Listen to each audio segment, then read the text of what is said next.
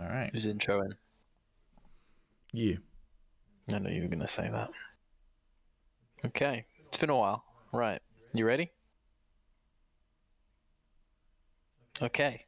Do it. Hi everyone, and welcome to the Higgledy podcast. I didn't want to mess that up. We hope you're having a wonderful day, and welcome to episode 7? I think it's 8. Yeah. 8?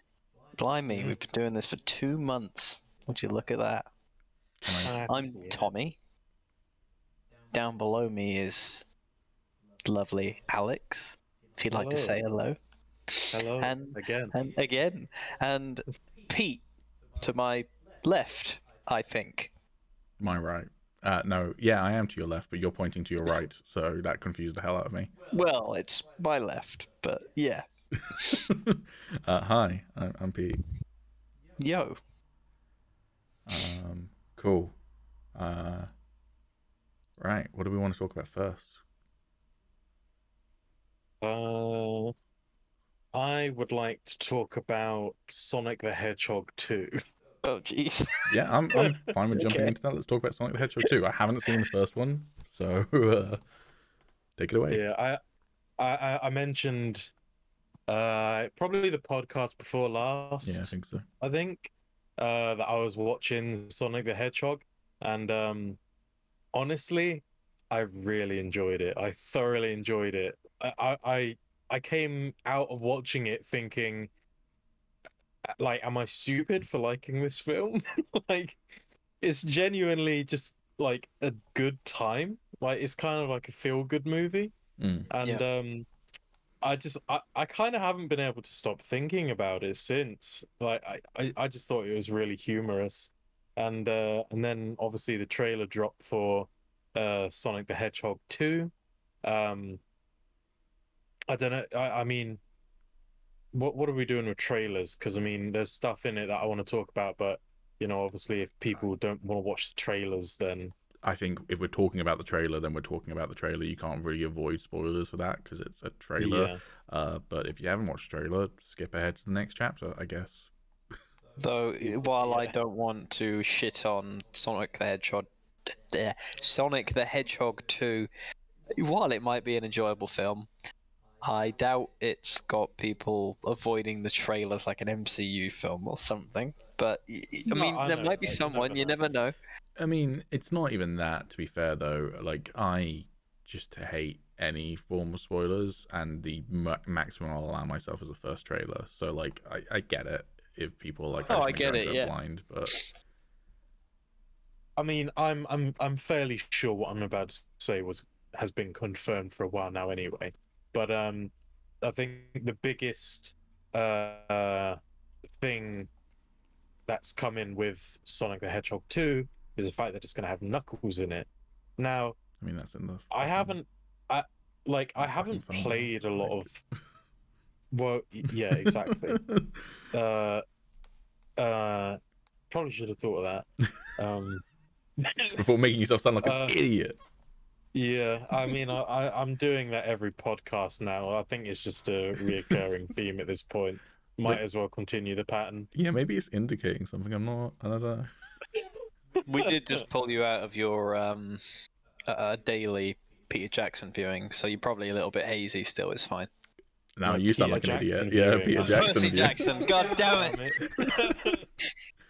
Callum's been in the Peter Jackson viewing recently. He has.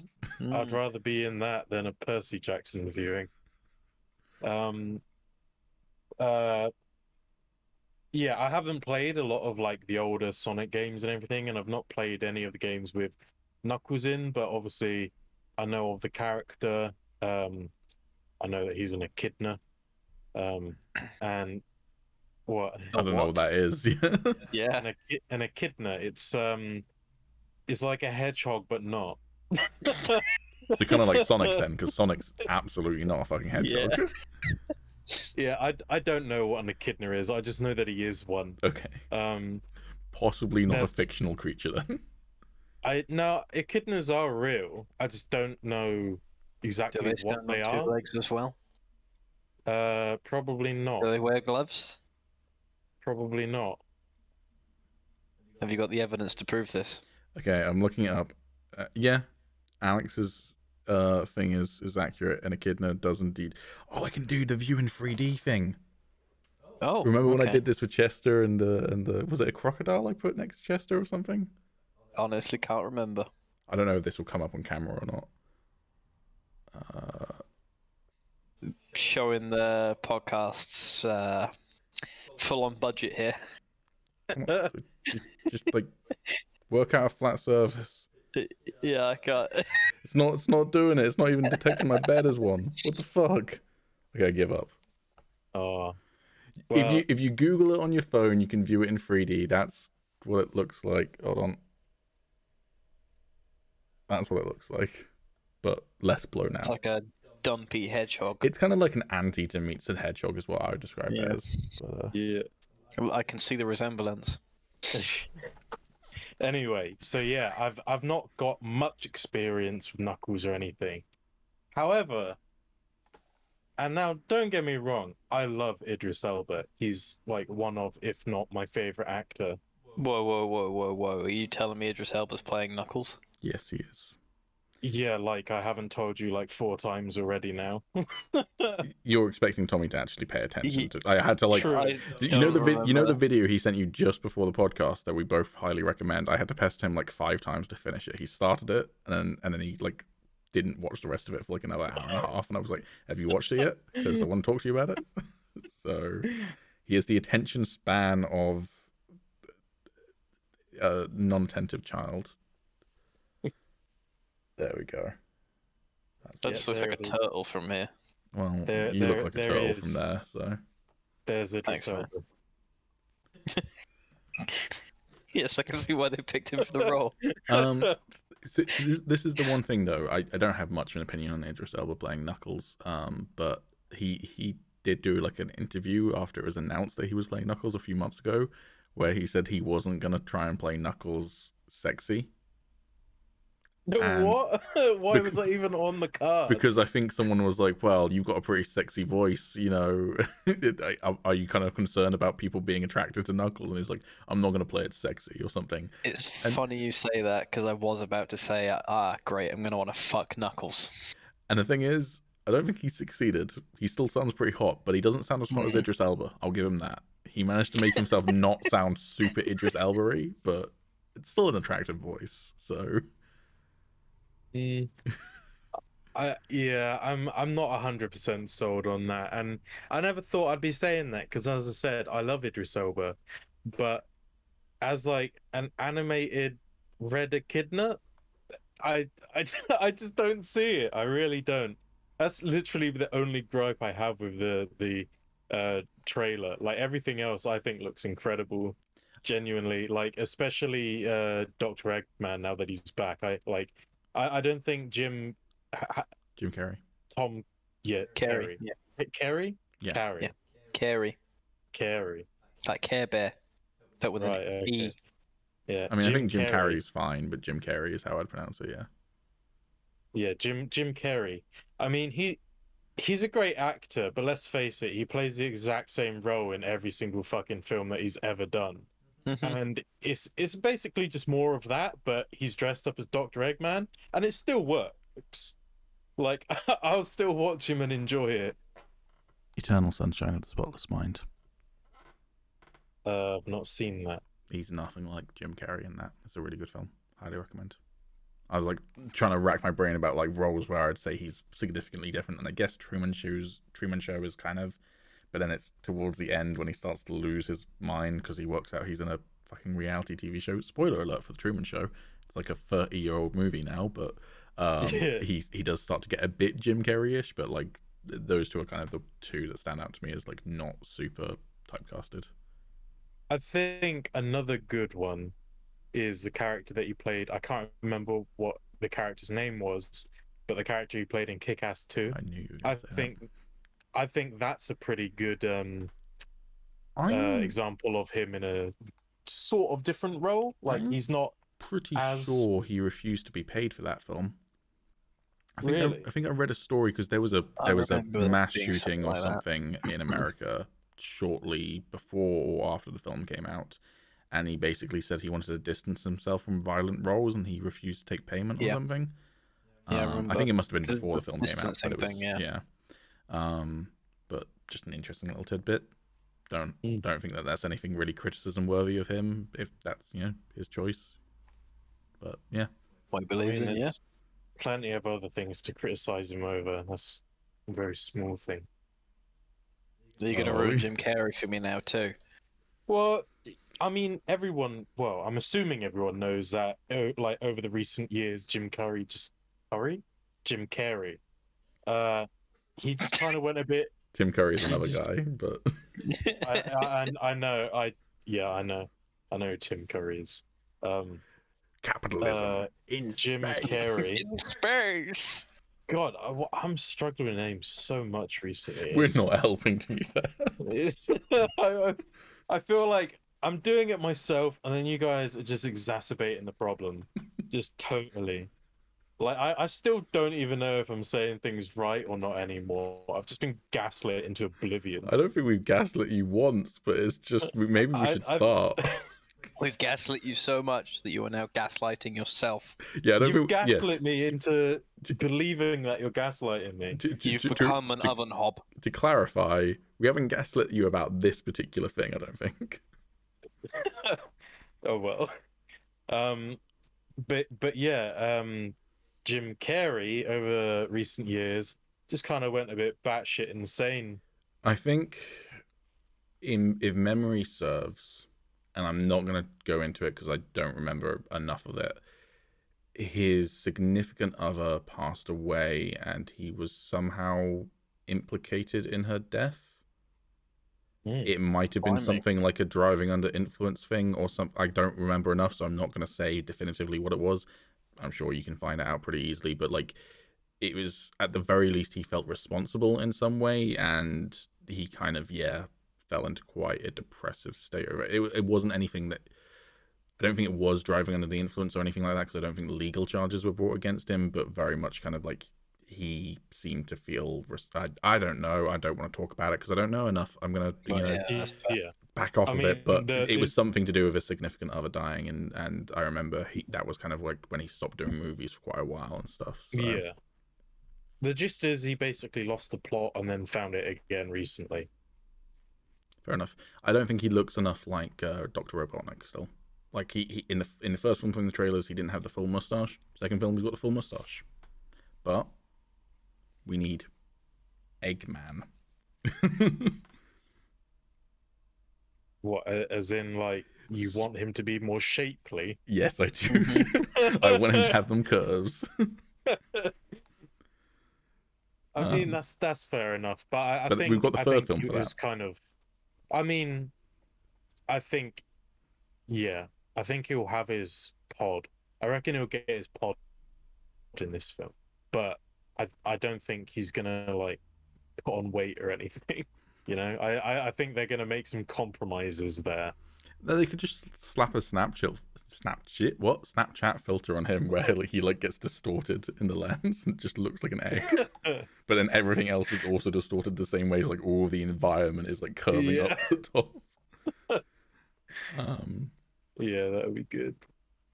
But yeah, no, I think it looks pretty good. I'm pretty excited to go and see it. I might actually go and see this one in cinemas if we're not in lockdown or whatever else by the time it comes out. Early next year, I think, isn't it? Or is it late next year? What did they even say? Sure. Who knows? But got it in topics. I mean, it says 2022. Yeah. Due in theaters on April 8th, 2022. First. That's quite soon. Yeah. Yeah, I've got no real strong feelings of it, having not seen the first film, and I don't particularly have an urgent need to see the first film, so I'm not that fussed about the second film. But I did think Tails looked fun. I also saw a great meme, which is there's a scene in the trailer where he and I don't know what the human dude's name is, James Marsden's character, are like fishing, and it like looks like it's remember his. I don't remember his actual name, but I know that Sonic refers to him as the Donut Lord for a lot of the film. Okay. So The Donut there's Lord, that. played by James Marsden, and him are like fishing on a lake, and it looks like it's kind of in Canada, like the rural Canadian wilderness. And this meme was just him like looking off to the forest and then looking back at Sonic and saying, "And right there, Sonic, is where Gene blew me up into smithereens." That's good. I like that. Also, I feel like people don't talk enough about how fucking great James Marsden was in Westworld Season 1. If you haven't watched Westworld, watch Westworld. To be fair, if you haven't seen Westworld Season 1, watch Westworld Season 1. I haven't seen Season 2 or 3. I heard that it got worse, but Season 1, fucking great. James Marsden fucking great in it. So, yeah.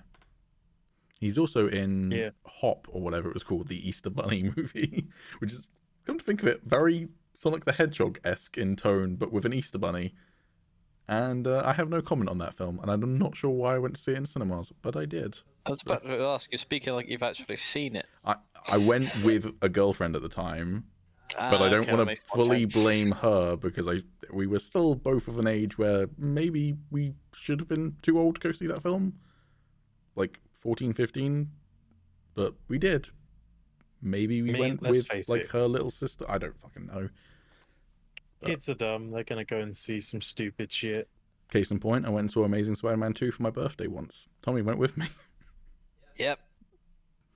That was the least favourite of your birthdays for me. The week after, we went and saw X-Men Days of Future Past, though, which was much better. Yes. I think those two came out in the same year. Maybe it was a different X-Men. Either way, it was much better. Anything more on Sonic?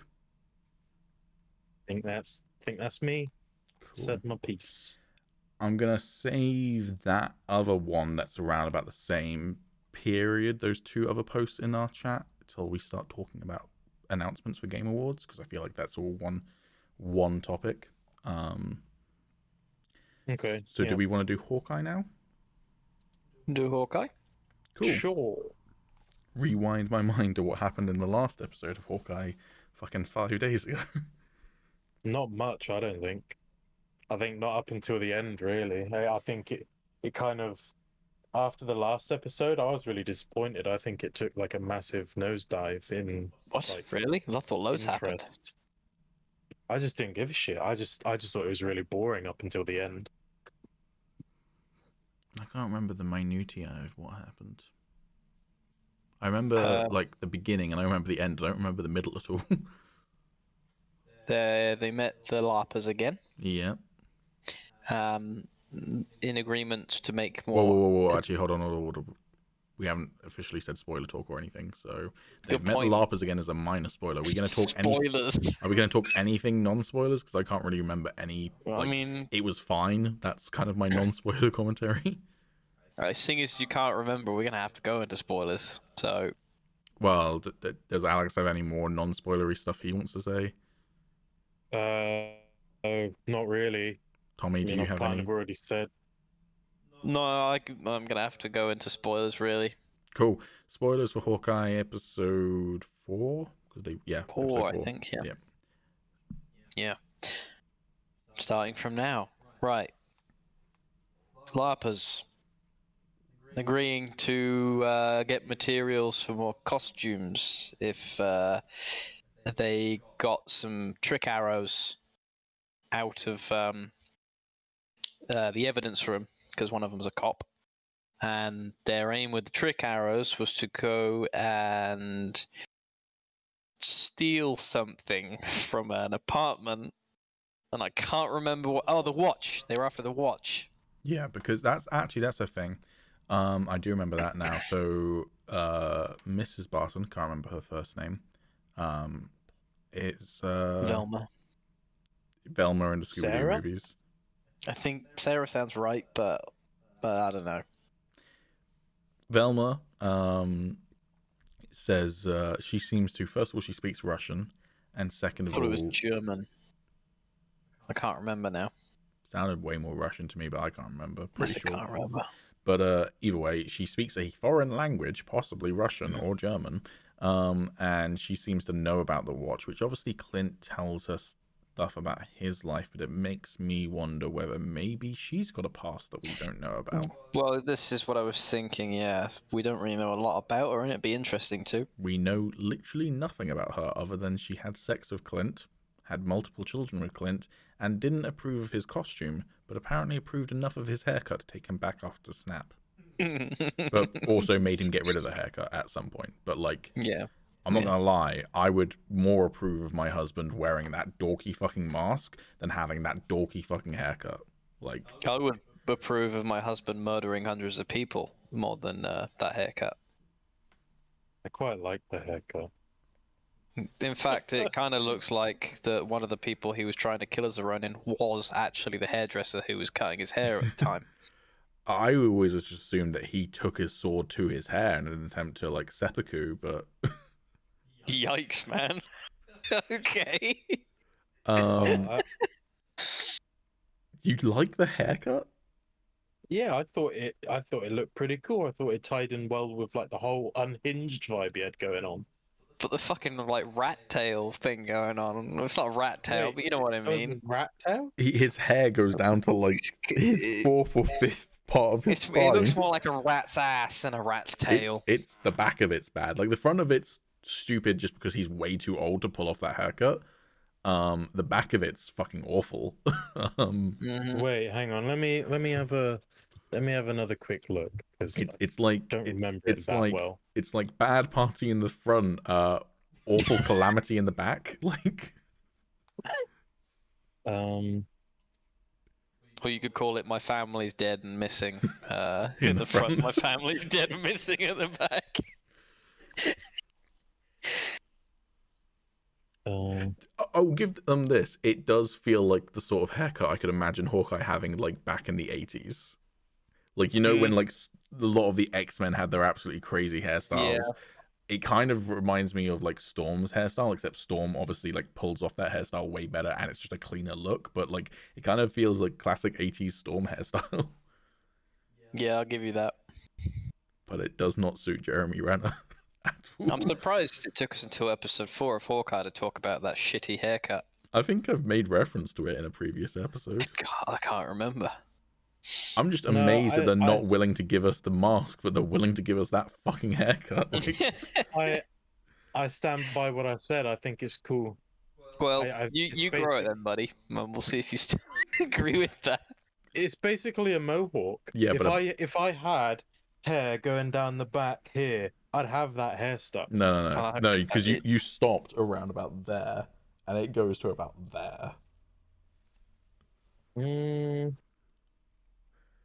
There's this great moment in the trailer where it's like clearly it's after he's mourning Nat, and Hulk had just thrown the bench into the lake and whatever, and he like turns to the side and it just looks so fucking bad in his fucking leather jacket. He's like super emotional and tears welling in his eyes. He's got that fucking awful haircut. And I'm just like, I cannot take you seriously. I don't know. I think we're gonna have to agree to disagree on that one. I think it's pretty rad.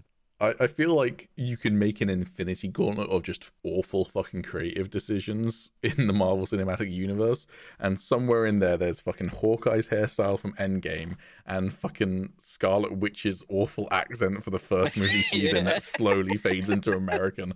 But then when she brings it back a little bit in WandaVision, it's so much better than it ever was at the beginning. But like, oh my god, the strong like accent. Like, Pietro kind of pulls it off a little bit in Age of Ultron, but Wanda's voice did not sound good in Age of Ultron.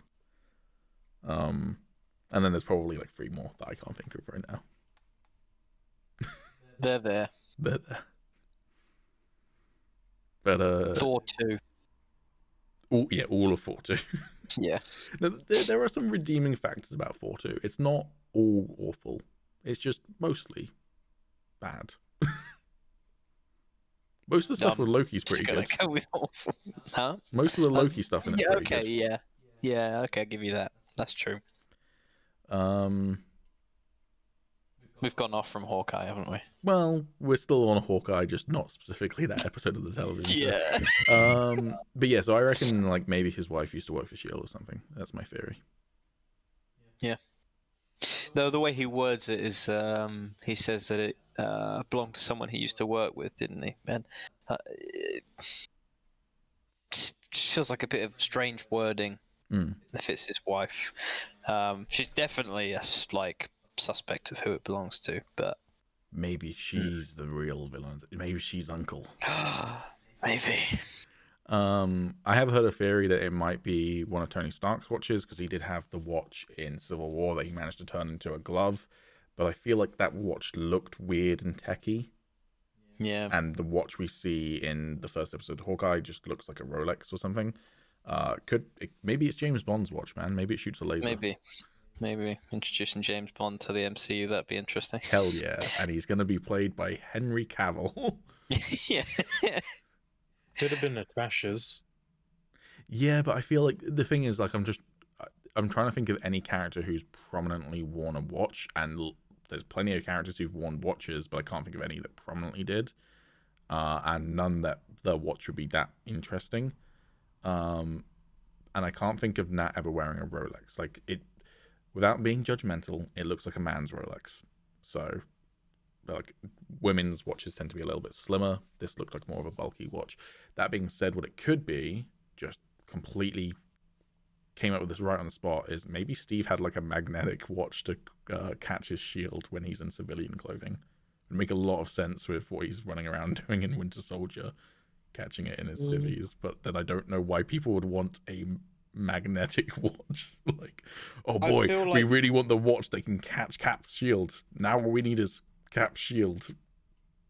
He doesn't need the magnets anyway. He just it just basically makes it easier. So I feel like he wouldn't just like I feel like he wouldn't just have a watch just with a strong enough magnet in to be able to catch his shield. Like, it's because it's fly as fuck, man. It's fly as fuck.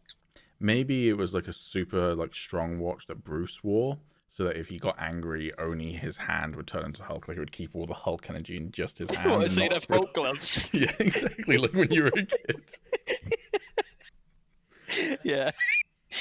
Or maybe it's just it turns into a really big watch, so Hulk can still have a watch.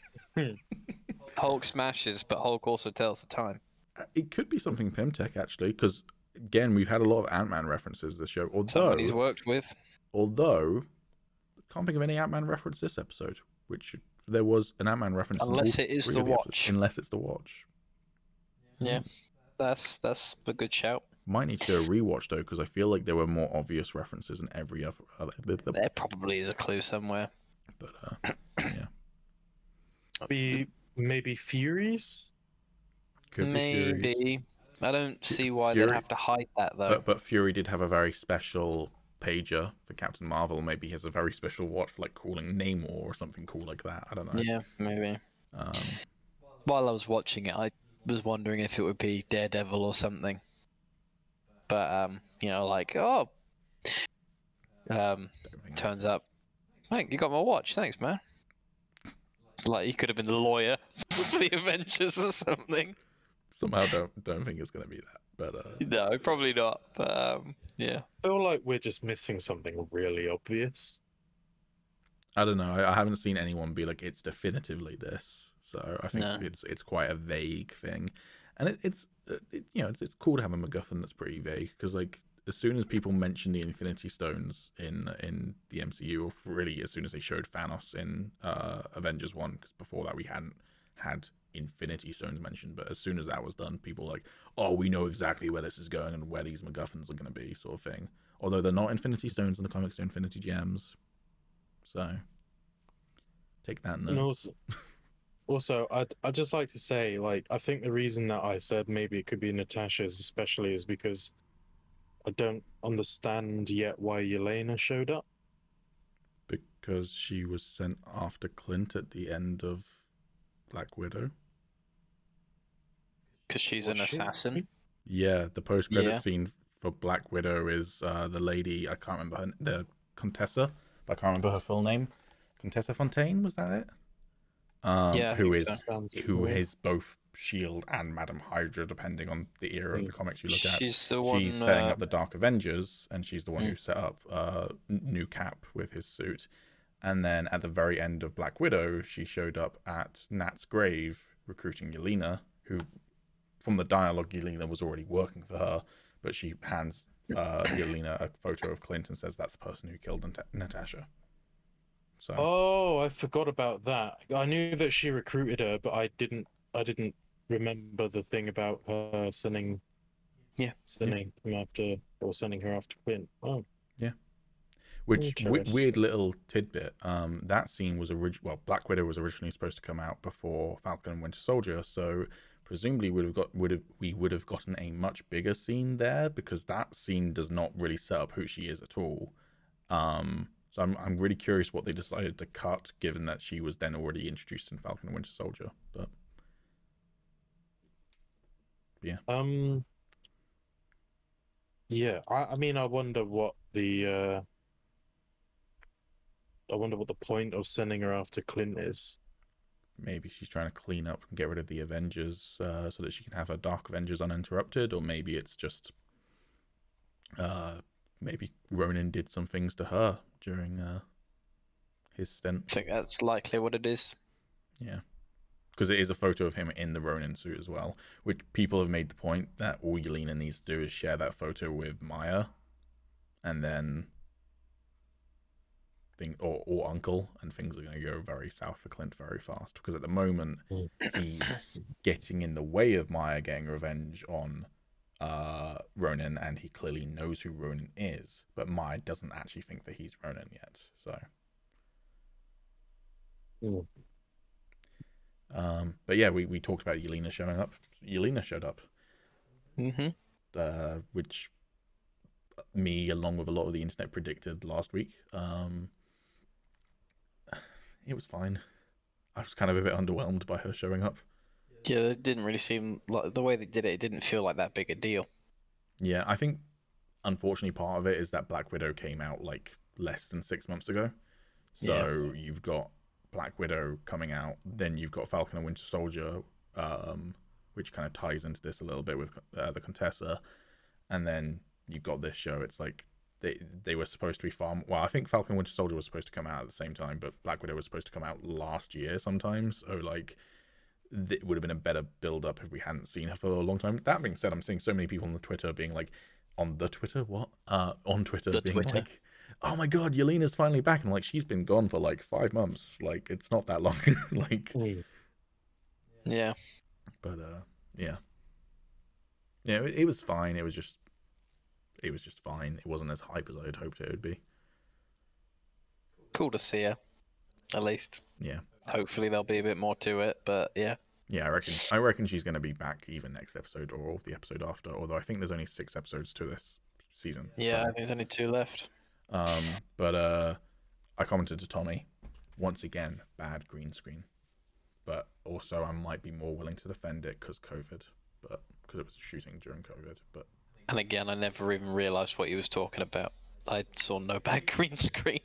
Yeah, the whole of the fight on that rooftop is clearly like just a roof, like a set built roof around a green screen, and the shot of Yelena when she takes her mask off and shakes her head is like really obviously green screen, and also it's really obvious that Florence Pugh was not on set with them for any of the fight until that moment, which makes me think she wasn't there except for that shot insert. But again, COVID, so it might just be that they, for that one shot, they were like, we don't need you on set with everyone else. We can have a stunt double there and then bring you on for literally one shot. And then hopefully if she shows up later in the show and is acting with other actors, she'll actually be on set, sort of thing. So when I kind of brought COVID into mind, I was like, it's a little bit more excusable because there's much better green screening in other Disney Plus projects so far. But yeah. Took me out of it a little bit when I was like, ooh, that background's clearly not there, sort of thing. But you are very fussy with your green screen. No, I'm not. I'm just fussy with bad green screen. And CGI. I'm just fussy with bad green screen and bad CGI. If it's good, I don't care. Never commented on bad green screen in Game of Thrones, despite all of its other flaws. Really? No. Can't even really. I criticized the bad like fucking set continuity when they showed the outside of King's Landing, and then in the finale of the final season they show another exterior to King's Landing that definitely can't exist in the geography of King's Landing that we've already seen, but that's fine. Yeah. Yeah, they never established us coffee shops in King's Landing either. But yeah, no, I thought the episode was just fine, but We skimmed over the best bit though. What is that heart to heart on the couch where Clint's talking about he's being built to kill people and how he feels about Nat dying, and Kate works out that he's Ronin. Okay, yeah, that was a decent scene, but Yeah. and that whole sequence of them spending a Christmas day together was a decent scene. The part of the downside of us doing this 5 days after it came out is that I'd completely forgotten about that, but also maybe if it was a better episode, I would have remembered that, but I'd completely forgotten about that until you mentioned it. So I love it, man. The one thing that stuck out to me from this episode was a really terrible joke that just did not land in the slightest. What one's that? At least for me. It's when they're in the house with the LARPers, and that like police lady comes back with the arrows. Is that the bag?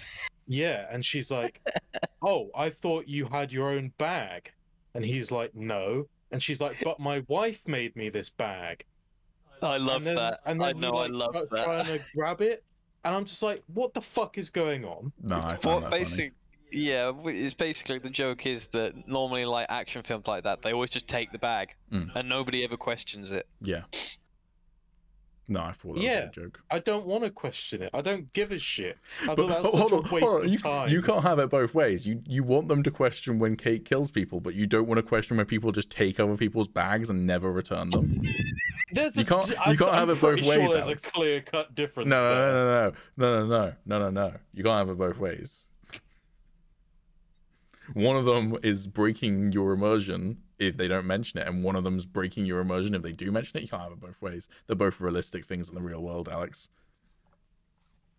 It's been impossible to please. Yeah, he's just a fucking Star Wars fan. Look at him.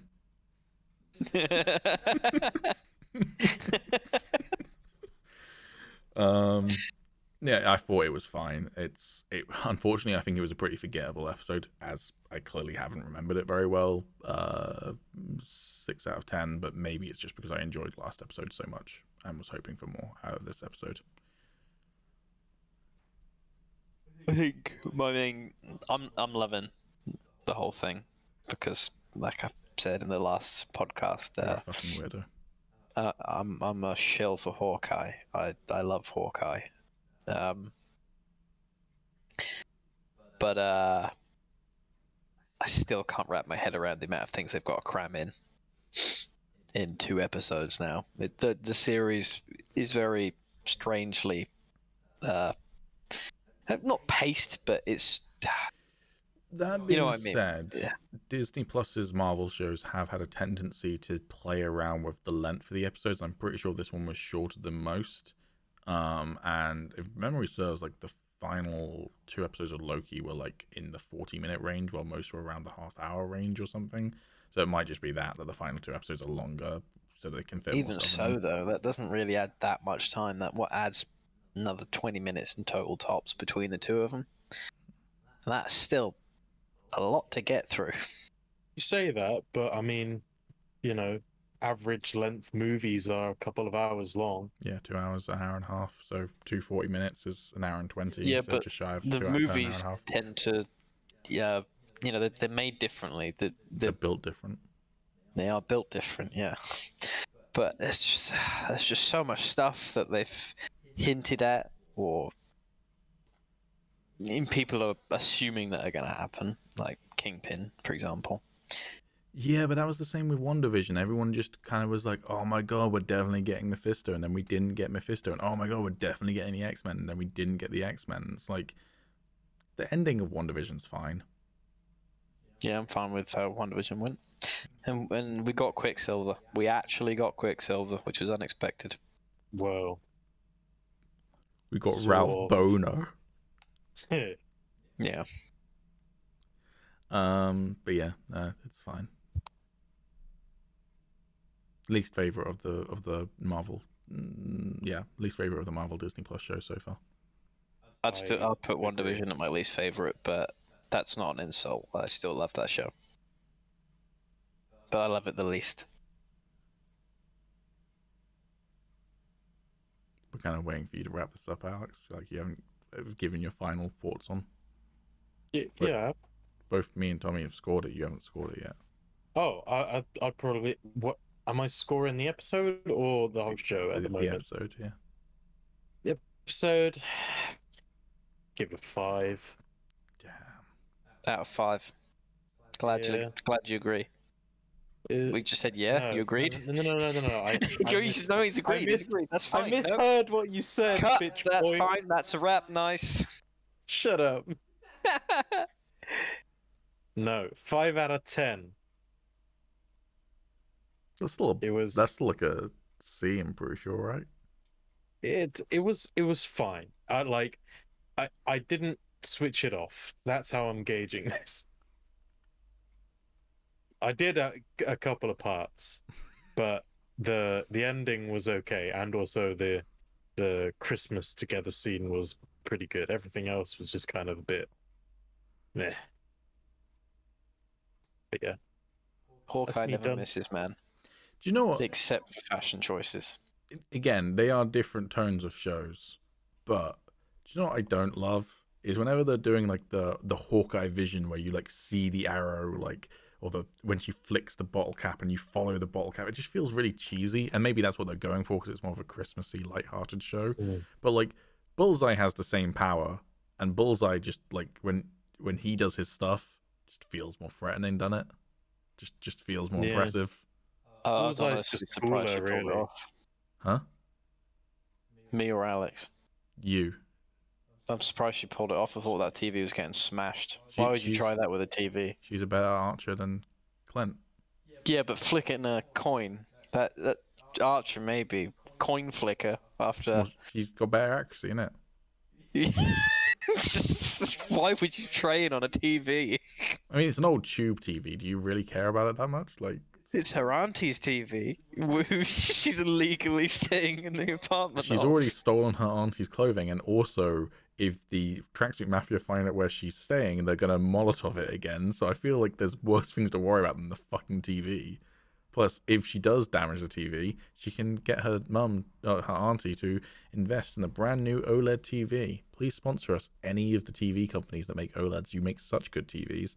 I'd kind of take a pass on LG. They are the most expensive, but I also dislike the fact that they claim to have made the first ever OLED TV. They didn't. OLED was created by a French guy in the early 20th century, and LG are fucking liars. But also, I used to work for Sony and got indoctrinated by them, so... But Panasonic, you do good too. Also, LG, if you want to sponsor us, I mean, I'll take the TV, but yeah. But fuck you on Panasonic. What do you say, Alex? I said preferably Panasonic, though. I mean, preferably, I would take a Sony A1. It's a couple of years old now, but still fucking TV. But, you know, I love Panasonic too. And my only issue with LG is their lying marketing. Nothing about their TVs. The TVs are great. Anyways, I want to talk about falling in love with Keanu Reeves even more. Did either of you end up watching the video I posted, which I both recommended you did? Only the first 40 seconds. Fuck's sake. I didn't. I forgot about it, quite honestly. So The Verge did an interview with Keanu Reeves and Carrie-Anne Moss, which is all to do with like tech and the future of tech, and it's directly linked to The Matrix Awakens, which is a brand new Unreal 5 experience. It's basically a tech demo. It's annoyingly only available on PlayStation 5 and whichever the new Xboxes are, because they have an awful name, Xbox Series X, I think. Who fucking knows? The newest Xbox. They're only available on that. They're not available on PC, which kind of sucks. Hopefully they change their mind and bring it to PC, because there's no reason why they can't. But anyway, it's a like 15-minute gameplay demo where you are on the rails shooting at agents, with performances by Keanu Reeves and Carrie-Anne Moss, and then it opens up into an open world city simulator. So it like has simulated a city with people, NPCs having NPC paths and cars that are all like they get stuck in traffic and whatever. It's very, very realistic. Really good reviews about how real it feels, and it's supposed to be like the generic city from the original Matrix films. So that's all pretty cool. But anyways, they did an interview about it, and it just made me fall in love with Keanu Reeves like 10 times over. In the first 40 seconds, which I told Tommy to watch, Keanu Reeves just straight up asked the interviewer, "Can you make porn with Unreal Engine?" It is the most Bill and Ted thing I've ever seen him fucking do, and well, since Bill and Ted 3, I suppose. And it just goes from there. Some highlights are he takes the piss out of NFTs, which you love to see. The interviewer asked him about the NFTs that were made for the Matrix Resurrections, and he was like, "How do you feel about, you know, people having this limited version of you?" And he was like, "One that you can easily replicate." And like proper like fucking creases in the sofa, and then the interviewer's like, "Oh, but it's not the same if you just right click and save it." And he's like, "Yeah, well, you know, it is though." And he's just like fully taking the piss out of it, which is great. He talks about whether he would be okay with people. The interview then talks about people modded Cyberpunk so that you could swap which model you're having sex with in a sex scene, and the most requested version of that mod was to bring you Keanu Reeves model and allow you to fuck Keanu Reeves. And to the point that CD Projekt Red went, "Please stop making mods where you can have sex with Keanu Reeves. We're not sure if we're allowed for you to do that. Like, we might get legally implicated for that." And the interviewer asked Keanu Reeves how he felt about it, and he was like, "Well, that's fucking flattering, isn't it?" And then he goes on to say, "You know, if you want to make digital porn with me, fine, as long as I make money from it. Like, you know, it's harming no one, and I make money, so why not?" And Carrie Ann Moss during the whole interview was just like, "Please do no.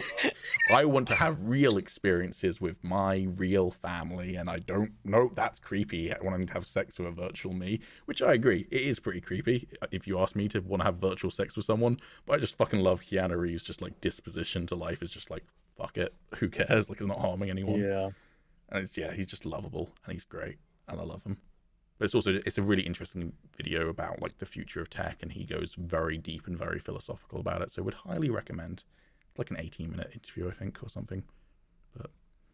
But the fucking interviewer is a fucking loser. Like he's like fully like, "Yeah, NFTs. Aren't you excited for things like virtual worlds?" Oh, also he fucking slams Facebook the metaverse being brought to you by Facebook, or I guess Meta because they changed their name, but whatever.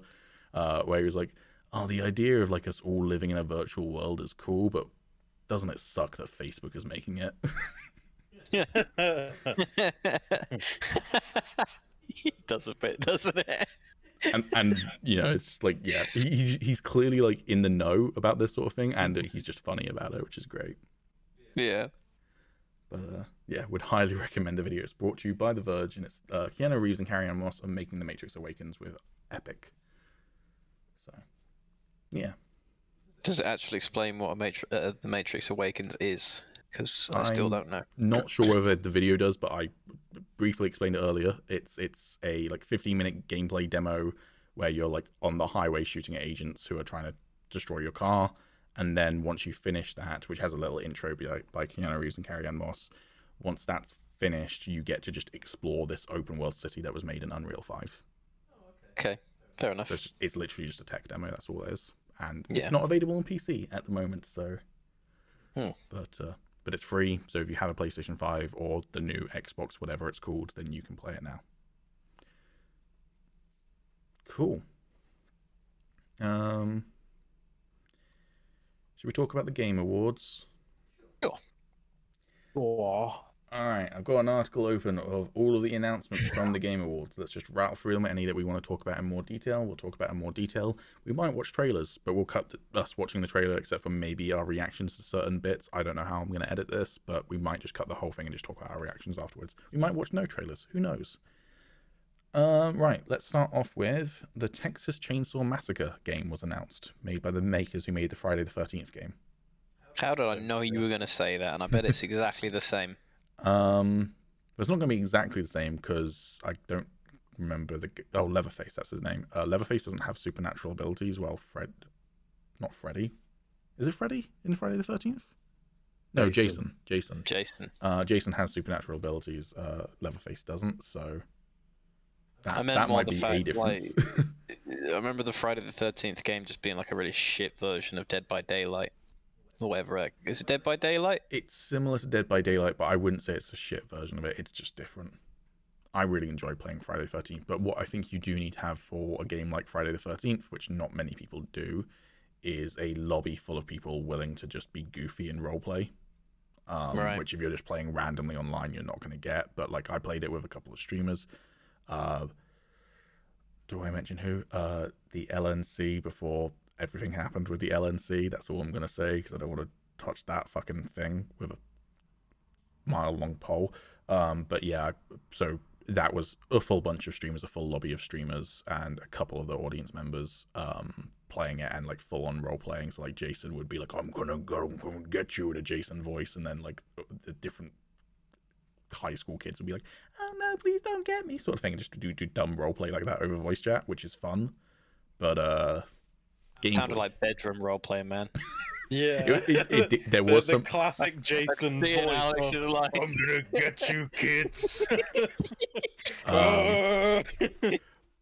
But like at the beginning of every round of Friday the 13th, it shows a camper getting killed and all the other teenagers reacting to it. And there was one who everyone just nicknamed Chad, who's just like this super posh blonde guy who just kind of goes at the camera, and just everyone who played Chad would be like, oh, my name's Chad, my father is going to report this camp, and it's just like dumb shit like that. So, but that doesn't necessarily mean the game's good. It just means that like if you've got the right group, it's good. But I don't think the gameplay you could make that argument for a lot of games. Sure, but I don't think the gameplay was bad. I do think Dead by Daylight is a tighter package, but Friday the 13th was fun when it first came out, basically, is what I would say. It's more open than Dead by Daylight. In the last minute or so, there are so many different screenshots you could take for a thumbnail. Yeah, so many. But yeah, no, like it's a bigger map than Dead by Daylight, and there's more ways to escape, so that's cool. But Dead by Daylight, I would say, is like a tighter package in terms of like the core gameplay elements are really. I guess at the end of the day, Dead by Daylight allows you to be better, like more tactical, think your way through things and work as a team. I don't think there is any esports Dead by Daylight, but theoretically there could be. But Friday the 13th wouldn't have that kind of robustness. But hey, if it's just Friday the 13th with Texas Chainsaw Massacre skin and I get enough people to play with me, I'd be down for it. But yeah, that didn't pick up. Do you want to try that again? Nope, you're just not transmitting. Nice. There we go. Homeworld 3? No idea what that is. No clue. It's the third game in the Homeworld series, which is a sci-fi spacefaring RTS. That's basically all I know Other two about must it. have hit well then. I think they're pretty decently received in the RTS sphere, but I'm not an RTS player, so.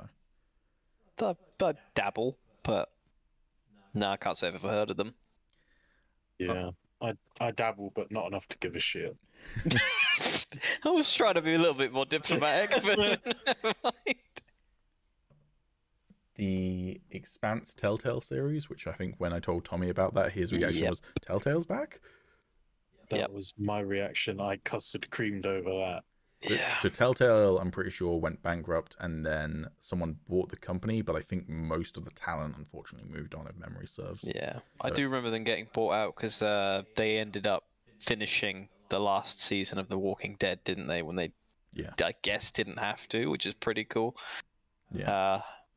But it's nice to see them actually bringing out a game again. Oh, interesting. Reading the little description, though, will combine the popular show with the team behind Life is Strange True Colors. So although it's Telltale, it's actually the team behind the most recent Life is Strange, which I heard good things about. And Life is Strange is similar kind of playstyle to Telltale's games, but very well received. So that's kind of cool.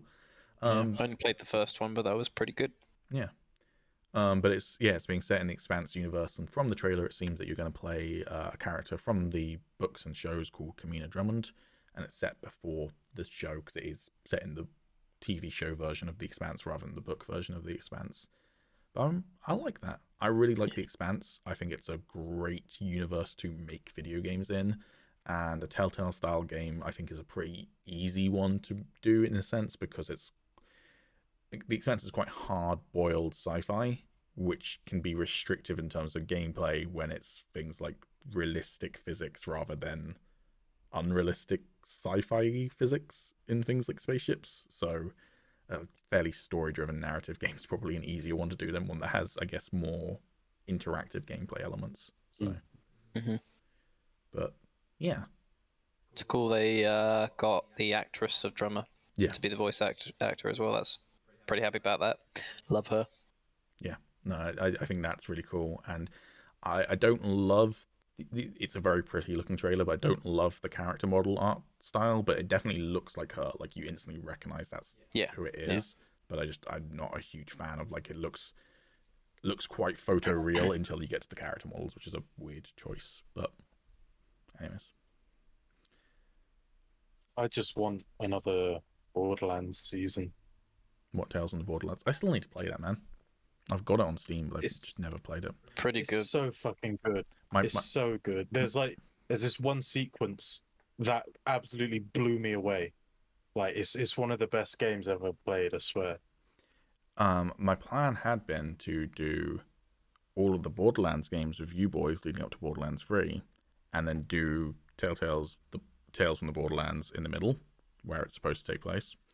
But unfortunately, we got maybe a quarter of the way through Borderlands, and these two fucked off to play World of Warcraft. So yeah, well, I realised I don't like Borderlands that much. Maybe what we need to do is do a Roll for Seduction Borderlands playthrough, including a grouped play of Tales from the Borderlands, and then Tommy has to play it all with us because he's contractually obligated in a YouTube series. Okay, I mean, if Alex beats me in the Piston Cup, when are you gonna do? You've been teasing that for like 8 weeks. When the fuck are you gonna do it? We're building up a hype. Yeah, we're reaching out to some marketing companies. We're getting it. It's a fucking tournament, man. We need sponsorships. We have to build this up. We're getting her done. Getting her done. Later. It will come, and so will we. And me, especially when I don't have to play Borderlands. I'm gonna win. Can I get a recording of the noise you just made then? Who? Alex. All I'm thinking of is that, Alex, if you make sure that the Piston Cup happens before Tommy moves out, then I can sabotage him. No. Yes, yes, I can. I can flip the generator. Okay, like this is real. This is happening. We're gonna have a Piston Cup, and the winner decides Tommy's fate as in relation to Borderlands. Yeah. Just to reiterate, Tommy, if he wins, you're locked into Borderlands 1, Borderlands 2, Borderlands the pre-sequel, Tales from the Borderlands, and Borderlands 3. Don't have to do them all as a marathon. Like, we don't have to do them all like close together. You have to buy Borderlands 3 as well. Yes, you will. And also then we also have to do Tiny Tina's Wonderlands. Yes. Oh, son of a bitch. So, or alternatively, if this video gets to 100 likes, because we're still very early, so we'll set the limit low, then Tommy's also locked in. I feel like we should just put it to like 10 or something. I think that's more manageable. That's why I've said 100, so it's unlikely. But if this gets to 100 likes, 99 spoof accounts coming in right now, then Tommy also I think 10 likes is unlikely as well, but fair enough. But I'm making it so that Tommy's locked in, so he will agree to a high number. He's got to beat me in the Piston Cup. Those are my terms. We'll try and rope Callum in as well, because then at least you've got someone else to share your pain. Who this fucker went, maybe I'll be on the podcast, and then he's fucking playing Ruin King. So yeah. Okay. Babylon's Fall is a new sword slasher from Platinum Games, coming out March 3rd, 2022. Know nothing about it. Not that interested in slasher games except for Devil May Cry. So saw a poster for it. Thought, wonder what that is. Then promptly forgot about it. Fair enough. In character of me, I'd say. Monster Hunter Rise Sunbreak, which is a new DLC coming to Monster Hunter Rise this summer. New monsters and a new region, as well as an appearance from a mysterious noble who will seemingly guide us for our next adventure. I played a little bit of Monster Hunter World. It was alright. Not my cup of tea personally, but I know a lot of people love Monster Hunter, so that's cool. But yeah, it's not my. I'm in the same boat. Same. Cool. Thirsty Suitors. Now, this one I actually looked at the trailer of just because I was like, what the fuck is Thirsty Suitors? It's a indie game from a studio I've never heard of called Annapurna Interactive, which kind of seems like it's sort of trippy Hispanic family and love life drama meets Scott Pilgrim versus the World. Okay, you've kind of hooked me with that. Might watch that trailer. Yeah, the gameplay looks okay, and it's very much clearly made from, like, I would say, like, someone wanting to see kind of their life experience and their culture represented on screen, because it's very kind of like what you hear about Hispanic families kind of being like. But it's kind of like a girl who's a skater who also like likes disappointing her parents and such, like needs to confront her exes in like dance offs and stuff. Yeah. Okay. So it sounds interesting, and sounds kind of cool. So yeah. Different. Yeah. This is one that I know Alex had his eye on a while ago. Evil West, the game that you said looked like Hunt Showdown, but not Hunt Showdown. Yeah, I didn't know that a trailer came out for that. I'm interested in that. Shall we watch the trailer now and give our reactions to it? Yeah. Okay. I say we do that. Yeah, it looks alright. I'm trying to work out what it kind of reminds me of gameplay wise. It's kind of like somewhere in between a kind of hack and slash meets Gears of War, but not cover based. It's kind of what it's reminding me of. I was thinking it looked a bit like Space Marine. Yeah, no, that's a very good kind of comparison. Which, speaking of, we'll get to that later. But yeah, no, I think that's pretty on the money in terms of what the gameplay looks like. Yeah, I'm not sure what to make of it. I think, like, I'm definitely interested in it, but I feel like it just, like, the first trailer made the combat. I mean, I know it didn't really show any combat because it was obviously a cinematic trailer, but it made it look so badass. And from what I've just seen, it just kind of... It looks a lot slower, doesn't it, than the actual game? It does. It looks a lot slower and a little bit clunky. Yeah, that's true. I think it looks alright, but I'll keep an eye on it. I think we'll get to the Suicide Squad trailer later, but I think it's kind of similar to my reaction to the Suicide Squad trailer that I said to you, Alex, which is like, I kind of wish that when they said gameplay trailers, they didn't mean in-engine, but heavily edited trailers, because what I want to see is like a 4-minute, largely unedited gameplay trailer, not a 1-minute, but frequently cutting, so I don't really get a good grasp of how it plays, sort of thing. Which I think this one was better than Suicide Squad in that sense, but I still don't have a really good sense of how it plays. But I think Space Marine's probably a pretty close comparison from what we've seen. So yeah, I will watch its career with great interest. Have a Nice Death is a kind of indie roguelike game with a very unique art style where you seem to play as the Grim Reaper. Want to watch that trailer? Like the sound of that? Yeah, sure. I think if you like rogues or roguelikes, I think that's a game to look out for. It looks very fun. I like the art style. I like that kind of narration style, which is quite kind of, I guess, like childhood book sort of vibe, mixed with you being the Grim Reaper. But I don't think I've enjoyed that many roguelikes, so I don't know whether it's going to be one for me. But I like what I see. So yeah, second well-made game.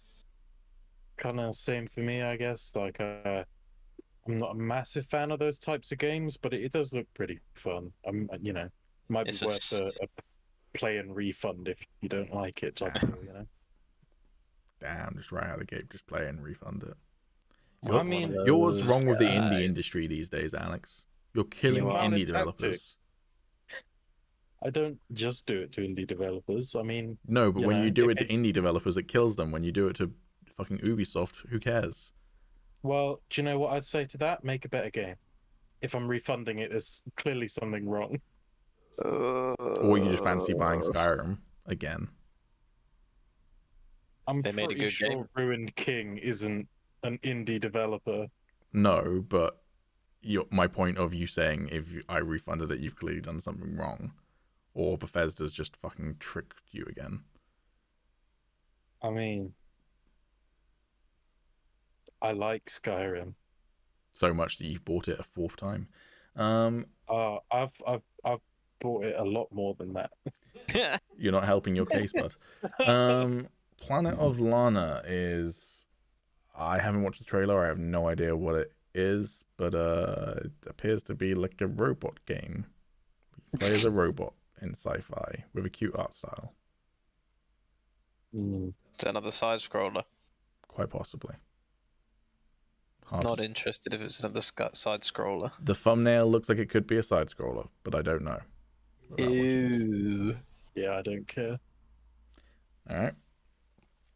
Persona 4 Arena Ultimax port release trailer. The Ultimate Edition of the spin-off fighting game Persona 4 Arena is coming to PS4, PC, and Switch on March 10th. 10 years after its original release, almost to the day, and it's every bit as stylish as it was a decade ago. I don't care about Persona, I don't really care about fighting games, so... Yeah, the fighting game, but well, I know what Persona, I've already forgotten what it's called, but yes, I know of it. Persona 4 Arena Ultimax port release. That's the one. How do you not remember that? That's a really easy to remember name. What's next? Senua Saga Hellblade 2, which I've never played Senua's Sacrifice, but I've heard amazing things about it, and it's on my to play list. Yeah, I very much need to play that. Senua's Saga Hellblade 2 looks really fucking good from what I skimmed through the trailer because I didn't want to spoil myself because I haven't played the first one yet. But yeah, I'm in that. Visually, it looks great. If you're a fan of Viking mythology, it's probably up your street. And also, my understanding is that the first game in particular, and I'd assume the second game will follow suit, dives deep into talking about like mental health and that sort of thing, which seems like a cool mix. So, I am down for it, but I need to play Senua's Sacrifice first. What's next? This one's a big one, because there's some stuff to talk about with it. Star Wars Eclipse. I think we all watched the trailer for that, right? Yes. Yes. What are we thinking? No idea what to expect from it, to be very honest. No, didn't exactly give a massive insight into what the actual game was going to be. It's just kind of the setting. Press X to shout, Yoda! Yoda! Yoda! I feel like this reference is being lost on you two. Is that a Heavy Rain reference? A Heavy Rain reference, yeah. Oh. That's what they're known for, pressing X to shout for people. Oh, right. Oh, it's that studio, okay. Yes, it is that studio. It's right. From Quantic Dream, the makers of Heavy Rain, Beyond Two Souls, and Detroit Become Human. I like the three big ones. I'd never expect them to make a Star Wars game. Okay. Interesting. So on the one hand, it's set in the High Republic era, first of all. It's a fucking weird trailer in terms of like what it's showing Star Wars. There's a lot that does look very Star Wars, but there's a lot that kind of looks weird and out there, which I'm always down for. I'm good with Star Wars going weird. I know very little about the High Republic era because I haven't read any of the comics books yet, but I want to.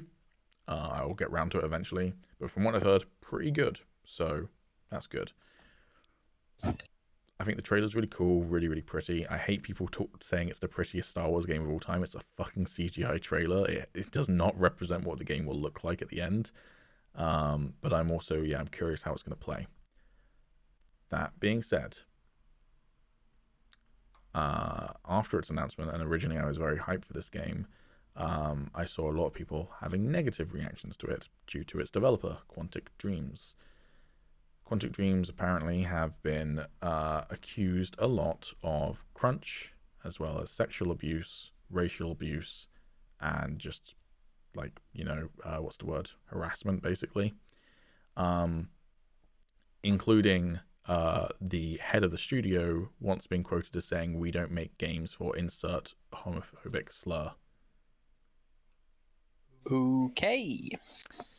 And when they got accused of a lot of this by their employees, they tried to sue their employees for slander and libel.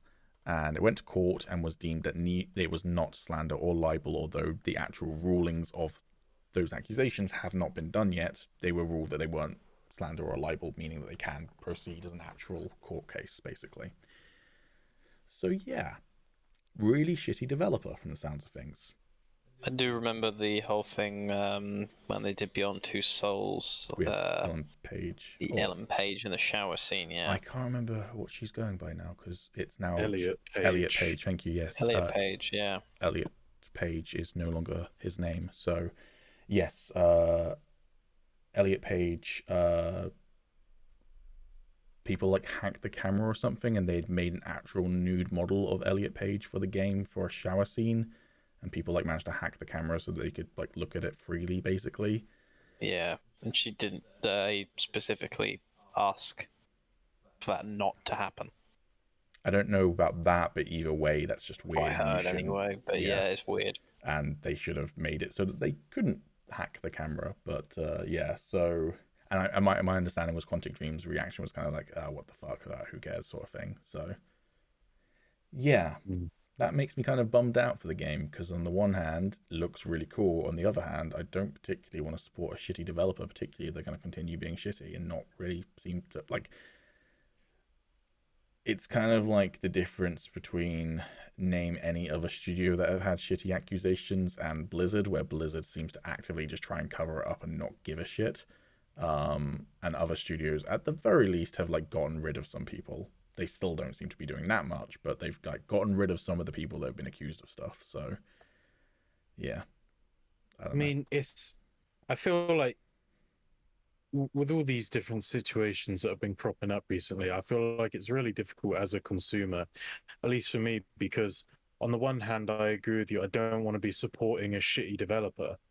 On the other hand, I don't want to just not play the game because, yeah, if loads of people had to like, work overtime and, suffer all this abuse and everything, they probably made like, even, when they were actually working on the game and they weren't having any of that terrible stuff happening to them, they're probably proud of their work. Like, I want to be able to play what they've created. And as a consumer, I find that difficult to balance because, like, I mean, I would just pirate it, but I don't want to do that. Yeah. Because I think crunch specifically is a really hard topic, and I think some people are very black and white on crunch, as in like it's bad and that's it. There's no further depth to it, and I think ultimately that's fair enough. I kind of agree with that. Crunch is bad, but where it gets complicated, and you can talk all about manipulation of your workforce, so I'm not like for one moment saying that this is excusable, but lots of people who are doing overtime and crunching their hours to make a game are choosing to, or they are doing it because they want to make the best product possible. And you see a lot of games that featured a lot of crunch, like The Last of Us Part 2 or Red Dead Redemption 2, where people are really, really proud of how in-depth those games are, and like the great animations and the great lighting and all of that sort of thing. But it came from crunch. But a lot of the people who did that crunch, and I'm sure there are plenty who disliked it as well, but there are plenty of people in interviews who've said that they don't regret it. But then there are people who years later say that they did regret it because they burnt out and they never spent any time with their young children and such like. And as I said, what I think is very problematic is that potentially studios like Naughty Dog or Rockstar go, oh, you people are workaholics and you want to spend like 30 extra hours a week on this game, great, like that's amazing for us because we can just squeeze everything out of you, and they take advantage of that. That's absolutely like part of the equation to talk about. But I think for me, yeah, you're right. If someone's proud of the work they've done, should you avoid it just because they crunched over it? But I think the other stuff is what makes it a bit more problematic for me. And I'm like, I don't know, if this one studio head who said that he doesn't make games for insert homophobic slur, from what I understand, High Republic is like incredibly inclusive of, you know, the wide spectrum of sexuality and identity and such, like, more so than any other Star Wars property, because it's mostly been in novels and comic books so far, so they've had that more freedom as well. And so kind of sucks that the first video game is being made by someone who seems to actively dislike those sorts of people. So I don't know, I've got mixed feelings. Yeah. And I think what particularly sucks is that Quantic Dream as a company doesn't seem to give a shit about trying to resolve those issues, as opposed to some other studios that do seem to at least play like what's the word, like mouth to the audience that they are doing something. Oh, like saving face. Yeah, exactly. Like at least they're doing that, which is not much. But like if they're firing some executive who sent some shitty email to a female employee, that's something. It's not great, but it's something. But ow, just punched my desk by accident. But Quantic Dream doesn't seem to have done that so far. So yeah, it's a shit situation. Yeah, it's kind of how I feel about the Harry Potter game that's coming out, because I know you two aren't massive Harry Potter fans, but I've always enjoyed the world of Harry Potter, and the idea of an open world Hogwarts game with good gameplay, that seems pretty fun to me. I'm kind of down for that, but also I don't want to support J.K. Rowling, and if I buy that game, it will support J.K. Rowling financially, so yeah. But then everyone else who worked on that game don't necessarily agree with J.K. Rowling, but she owns the IP, so I really hope Audacity didn't just bug out, because it froze for me for a second. But yeah, I don't know. It's a weird one, and I think, as you said, it's complicated for a consumer as to what to do in this scenario. Because if you just boycott these games, you know, games these days are made by hundreds of people. So, but yeah, overall, I'm interested to at least see what the game might be, because I almost feel like I'm being what's the word?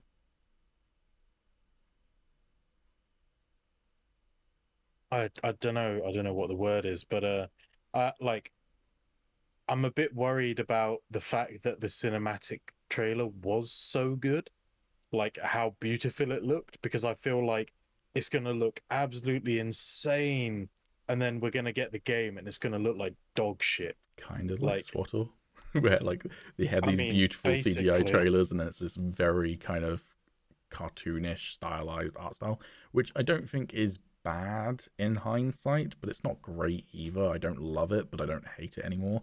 My Audacity's froze again. This is concerning. It seems to still be recording me when it freezes, but I'm just gonna make sure that my OBS isn't dropping frames. I don't think I've dropped any frames. That's good. Anyways, we'll see. We'll see what happens, both with this recording and also with Star Wars Eclipse. But any thoughts, Tommy? You've been pretty quiet on the Star Wars Eclipse talk. Star Wars, isn't it? I'm glad we bring you onto the podcast. Yeah. Just honestly, I've got a bit of Star Wars burnout, so I'm not even that excited for Boba Fett at the moment. Yeah, that face. Every time he pronounces it Boba Fett, I just picture Boba Fett bobbing for apples. I'd watch that. That I would definitely watch. That comes out soon. Like it does. That's like this month. I'm pretty sure it is. It's just like just before Christmas, I think. I think it's just after 22nd. Oh.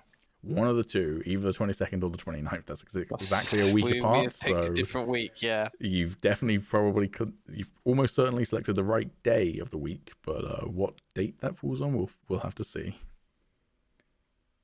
29th. 29th. Alex was right. Tommy, done. Why do we invite you onto the podcast? You can't even get the dates right. I mean, he wasn't even excited about it, so you know, of course, he wasn't going to get the date right. My computer is freaking the fuck out right now. this podcast might get sloppy. Like now it's starting to like flash up my desktop over Discord for like half a second. So we'll see what happens. Well, maybe.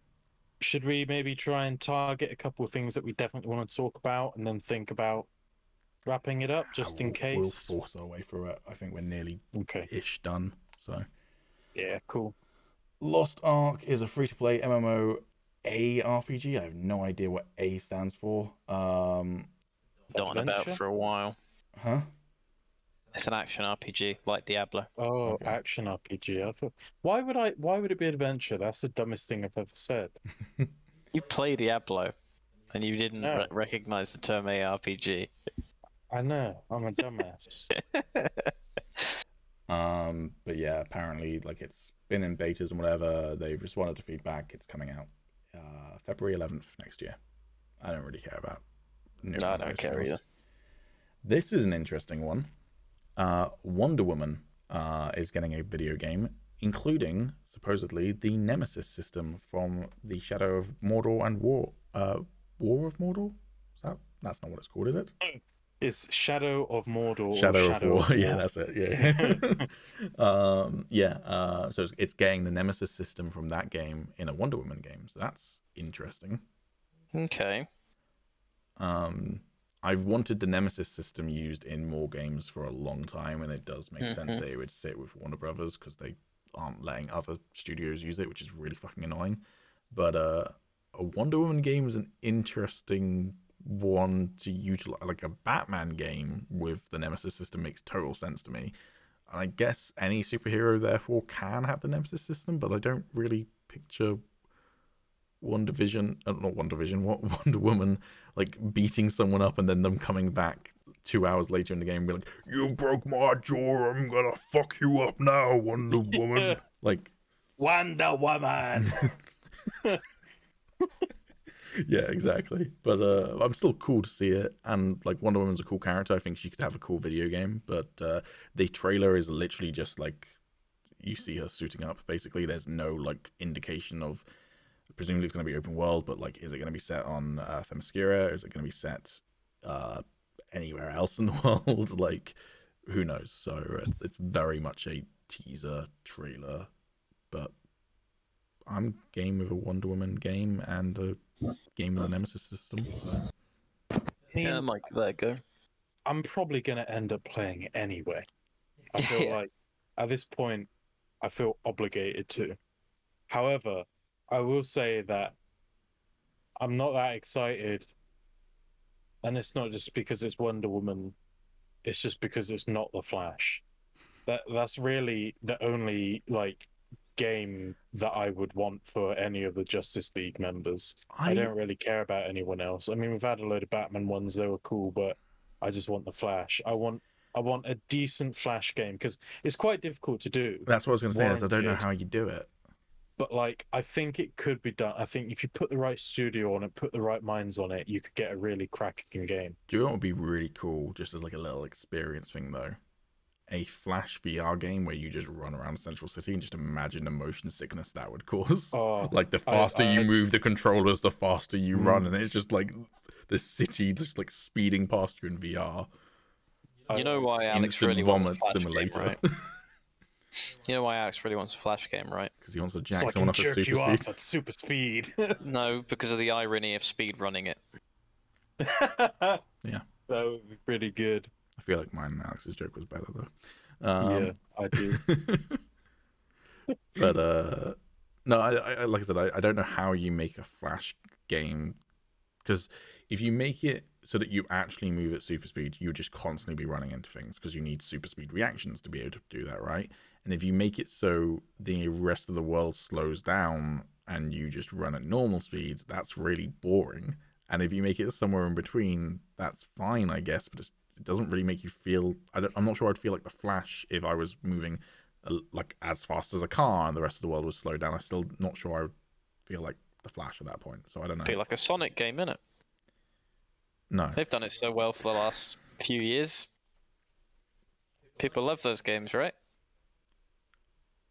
What I could see, but I'm not sure it would be fun, is like getting into combat and you like lock onto a target and then you like press the trigger button to like super speed punch them like really fast and then go back to your previous position sort of thing. It's almost like a hack and slash game with super speed, but again, I'm not sure how fun that would be.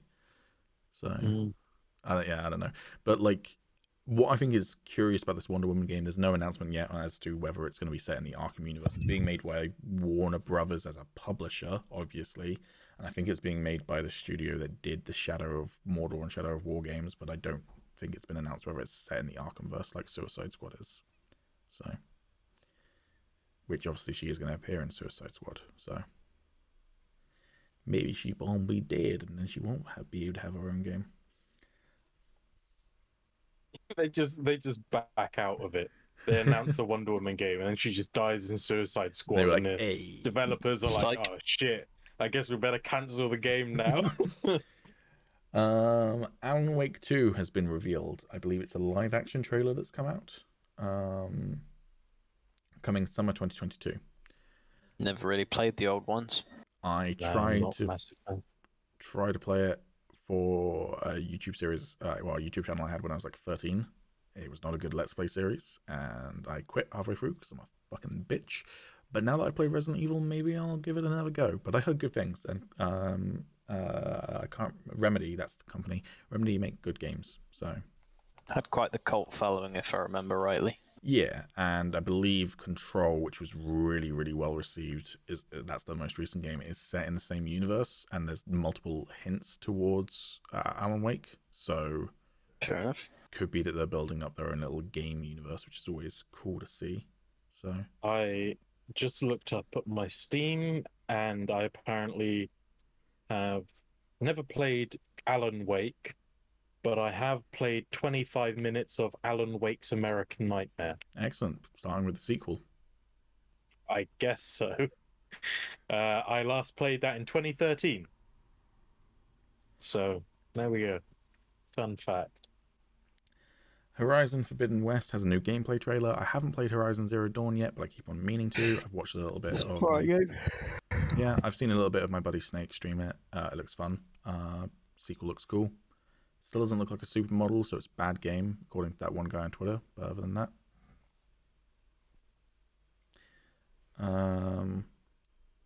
Final Fantasy VII Remake Intergrade PC release. So it's the Final Fantasy VII Remake is coming to PC, and it's bringing the Intergrade add-on, which I have no idea what that is, and all of its additions and improvements. Okay, it's coming to the Epic Game Store, so if you like Final Fantasy VII and you like the remake, which is not completely just a remake, it's also got its own new stuff in it, it's coming to PC soon.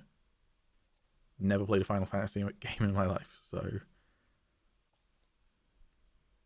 That's chaos, buddy. I might play the Chaos one, though. Destiny 2 Witch Queen is a new campaign coming to Destiny 2. I've never played Destiny or Destiny 2, so take it away. I know Tommy has. I think, Alex, have you played Destiny? Okay, you should take it away. Yeah. Get your wallet out again. it's same as, probably. Though I heard that they are making it a bit more, how do I put this? They're working more on the lore now and making it more story-driven. So I've been off the grid on Destiny for a little while, but making it more story-focused, I might dip into that again. I bought a really sick set of armor in Destiny 2, and then we all stopped playing the week after. That's just Tom for you, isn't it? Well, it was more me, really, because I wasn't as into it as he was barely playing it. He just bought the armor and barely touched it. I just thought, well, I'm playing little bits of it. At least I can look cool while I do it. All I know about Destiny is that wizard came from the moon. That's a pretty dated reference at this point. I don't give a shit. That's my one bit of Destiny knowledge. Yeah. I mean, I like Destiny. I think Destiny is fine in small doses. I just don't think it's as you said, they're introducing more story elements. So who knows? Maybe I could pick it up again and get interested in it. But as it stands, I think it's just kind of samey and It's just about sort of collecting guns, really, and I'm just not that into it. But it's an incredibly pretty game, and it does have some really good moments. But I've always felt it felt a little bit, just something's missing. It just feels too video gamey sometimes. Yeah. Do you think if I CGI'd my eyes blinking sideways, anyone would notice? I mean, maybe now that you've mentioned well, it. I'm not going to do it now, or maybe I'll do it in like 20 episodes or whatever. But Slitterhead is a new game coming from the original Silent Hill director, and literally the trailer begins with however many 20 years ago or whatever, so and so, I can't remember his name, delved into his first video game project with Silent Hill.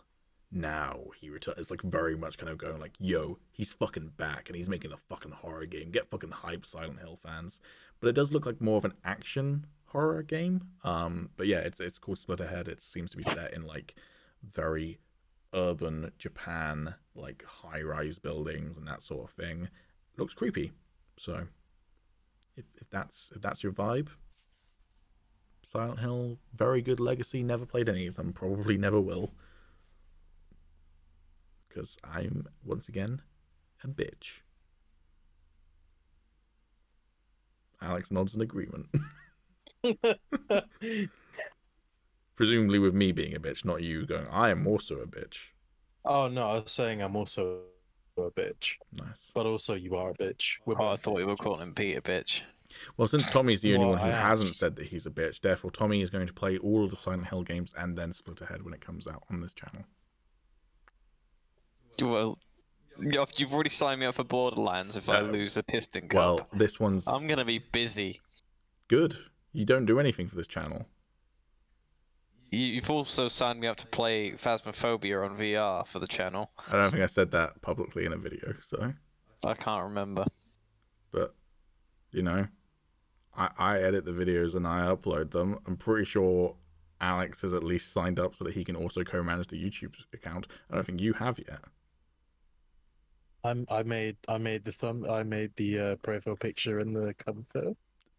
Absolutely, and also kind of themed the whole color scheme of the channel. So pretty massive work coming from Alex. And the only job you've had, Tommy, is to get your fucking son to record the fucking intro to this fucking podcast. It's been 8 fucking weeks and you haven't done it yet.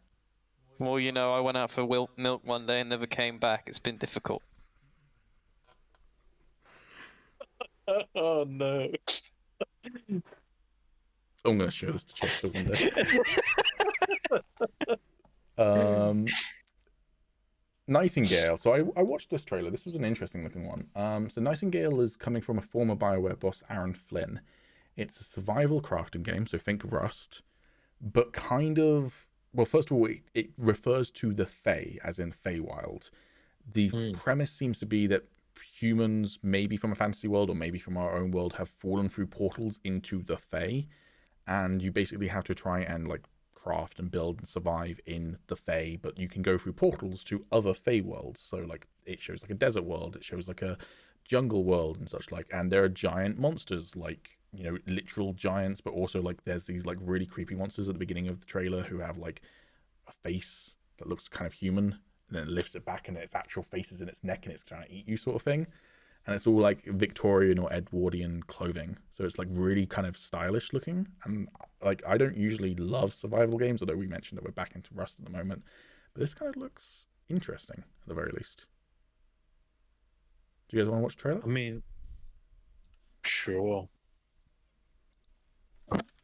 You were going to say something there while I find the trailer. I was just going to say, yeah, I'm not that into survival games either, really, but imagine if probably Tom will probably end up getting it, and then he'll be like, do you want to get it too? And I'll probably just say yes, because that's how I work. Yeah. But which does mean that if he can put that power onto other people, Tommy will be the perfect person to read the sponsorships when we finally get sponsored. Okay. Yeah. And then he can finally do something for this fucking channel. There's the well, trailer. Besides being your horror game guinea pig. Let me know when you guys are ready to watch it. If I get to have mutton chops, I'm sold. Fair. Yeah, I'll probably get that. I think at the very least, like it's that weird thing where, like, as Alex and I have said, we're not massive fans of survival games. Depending on how survivally it is, it might be very kind of meh. But at the same time, at the very least, it's an interesting spin on survival games rather than just kind of like another clone. Like, it looks like it's kind of, I'd say this kind of like No Man's Sky meets Rust sort of thing, or at least the promise of No Man's Sky and what No Man's Sky is now meets Rust in terms of like cool, interesting worlds for you to discover and cool creatures, but also survival. So yeah, I think it looks cool. I'll keep an eye on it. Yeah, I think it looks pretty good actually. I think I'm glad I watched the trailer for it because I think I probably would have written it off had I not. I especially like the look of like the giant and like stomping on buildings and shit. I think that looks pretty sweet. As long as it's not my buildings, I'm cool with it. I'm hoping that that will also encourage people to be a bit more PvE rather than PvP, and I don't know if the game will even allow PvP. I'd assume so, but like, it kind of feels like this game might be a little bit more story-driven than like maybe closer to the forest in that sense, and therefore a bit more PvE, which I would be get down for because I enjoy PvE in survival games more than PvP. But at the same time, if it is a little bit PvP as well, that could be cool. But I think it could get pretty old pretty quick if giants just constantly just stomp your base and just destroy it every other week sort of thing. It's like getting raided but without the personal touch of someone being a dickhead to you. It's just the AI instead. Also, chopping down trees and then turning into giant tree monsters that come out of the ground is going to get old real quick, I feel like. Yeah. As soon as I discover one of those, I'll be like, right, into the portal, finding another world, sort of thing. But yeah, premise-wise, I think that's a really cool and unique premise for a survival game. So, yeah. Cool. Also, my computer issues seem to be fixed, so that's good. There was a new cinematic trailer for the Gollum game that's coming out. Forgot about that. I kind of don't care. I don't either. I really don't, and I feel almost guilty for not caring about it. Yeah. But like, you're just Gollum crawling around. Like, I don't need that. Yeah, I think that's kind of where I'm at, which is like, it could be really cool if it comes out and reviews are really great, then I might pick it up, but it's just, it hasn't captured my interest at all. Would have preferred an Aragorn game. Yeah, I that'd would be have a bit preferred generic. just another Shadow of game. Yeah, like a Shadow of game or just a game set in the Lord of the Rings, but I don't really want to play as Aragorn. That's a bit too generic for me. I don't necessarily mean actually getting one, but I just would have preferred it to a Gollum game. Gotcha. Just a bit of an interesting choice. I just want a game of Gimli and Legolas just going around doing shit. It's a co-op game, and it actually keeps your score with your mate as to how many kills. That would be amazing. Because obviously, like after like the whole Lord of the Rings saga, like they literally go off and just do shit together until like Legolas takes Gimli into the very close friends. What's it lands? Yeah, friends, definitely. And yeah, like that would be amazing. Just see what they get up to on their other adventures. I think they've missed a trick. I'd happily take a Gimli and Legolas hangover-styled movie. Was there a Lego Lord of the Rings game ever made? I think so. Yeah. Okay, if not, I was going to say that seems like a really good fit for that sort of style of game, but I don't actually know. I know there's like Indiana Jones and Star Wars and Harry Potter and everything, but yeah. Okay. Another game that was announced is Somerville, which I briefly skimmed through the trailer. It's being made by the makers of Limbo, which is a really cool, very kind of visually striking indie game. So that alone's kind of got me interested, but it's a kind of, I hate to scare you with this, Tommy. It's a 2D side-scroller puzzle game. Yeah. But figured when you said Limbo. Yeah, like Limbo is. And what was that other game that the makers of Limbo made more recently?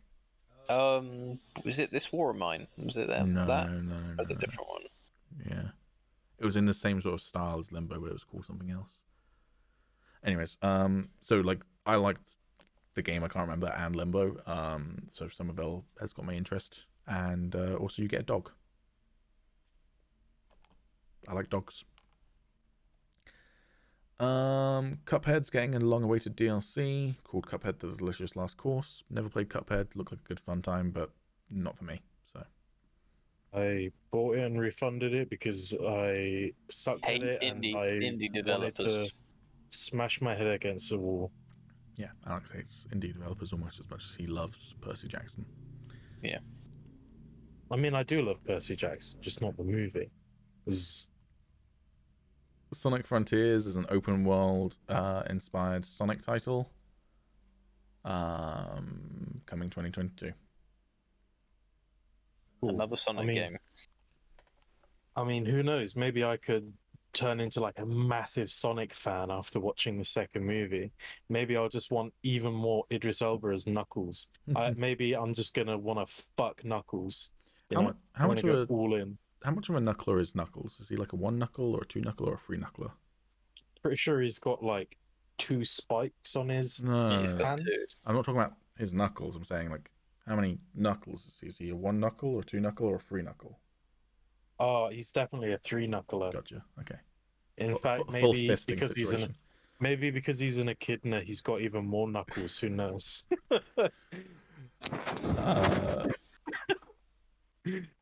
Yeah, who knows things about echidnas? Warhammer Vermintide 2, the Warrior Priest has a trailer. I assume that's a new character for Vermintide 2. I'm surprised they're even making like DLC for that, because I feel like there was such a short amount of time between the first and second game. I'm surprised they're not just releasing the third. Yeah, I don't know how much that game is popular. It seemed to be really popular when it first came out, and then I haven't heard of it much since then, so I don't know. No, I don't hear much. Yeah. I like the idea of those games more than I actually like playing them. Yeah, I feel the same. It's why I kind of don't care about Back 4 Blood. Is like I like Left 4 Dead in theory, but I don't know whether I love playing it that much. Like, it's a good game, but I'm not sure I like Left 4 Dead that much, sort of thing. That a new version of it would interest me. So, I mean, I installed it again because I got it on what was it, Game Pass? I don't know what it was on. Yeah. One of these things, but like from playing the beta, I did like it. Like, it was fun playing it again. You know, like it's always fun, just very, very rarely to go back and have a couple of games of Left 4 Dead. Like, I feel like it's just going to be the same. Like, I boot up Back 4 Blood, play a few games, maybe come back to it in a couple years or so. I don't think it's one of those types of games where I play it consistently. Well, from what I've seen from Back 4 Blood, it seems to have very few maps compared to Left 4 Dead 2 as well, which just, like, for me, like, Left 4 Dead 2 is fine. If I want to play a game like Left 4 Dead 2 is fine. Like, it's dated, sure, but it's still fine. So I don't need a modern version of it with less guns. And less maps even, I meant, not less guns. I have no idea how many guns it has, but, like, yeah, I don't know. Tchia is an open world adventure inspired by New Caledonia, Breath of the Wild, and the simple joy of observing creatures out in the world. I haven't watched the trailer. That description doesn't grab me, but then... No, I don't care. Sounds a bit like Pokemon Snap, whatever it's called. The more open worldy. Who knows?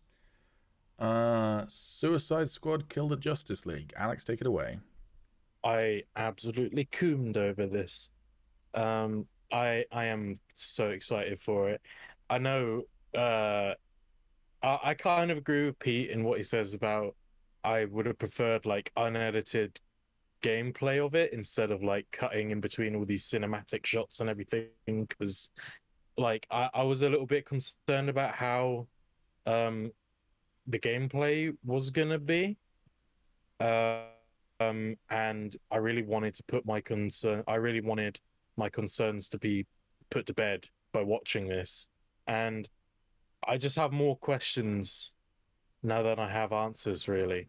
Because there are like parts where, you know, it looks like one of the characters is doing like this cinematic type move, and now like I was thinking about it, and I was like, is that actually part of the game, or is that part of like the cinematic that they've edited in? Because I know, you know, like I'm a massive fan of Saints Row, especially the later games. I know that's a controversial opinion in itself, but you know, they have these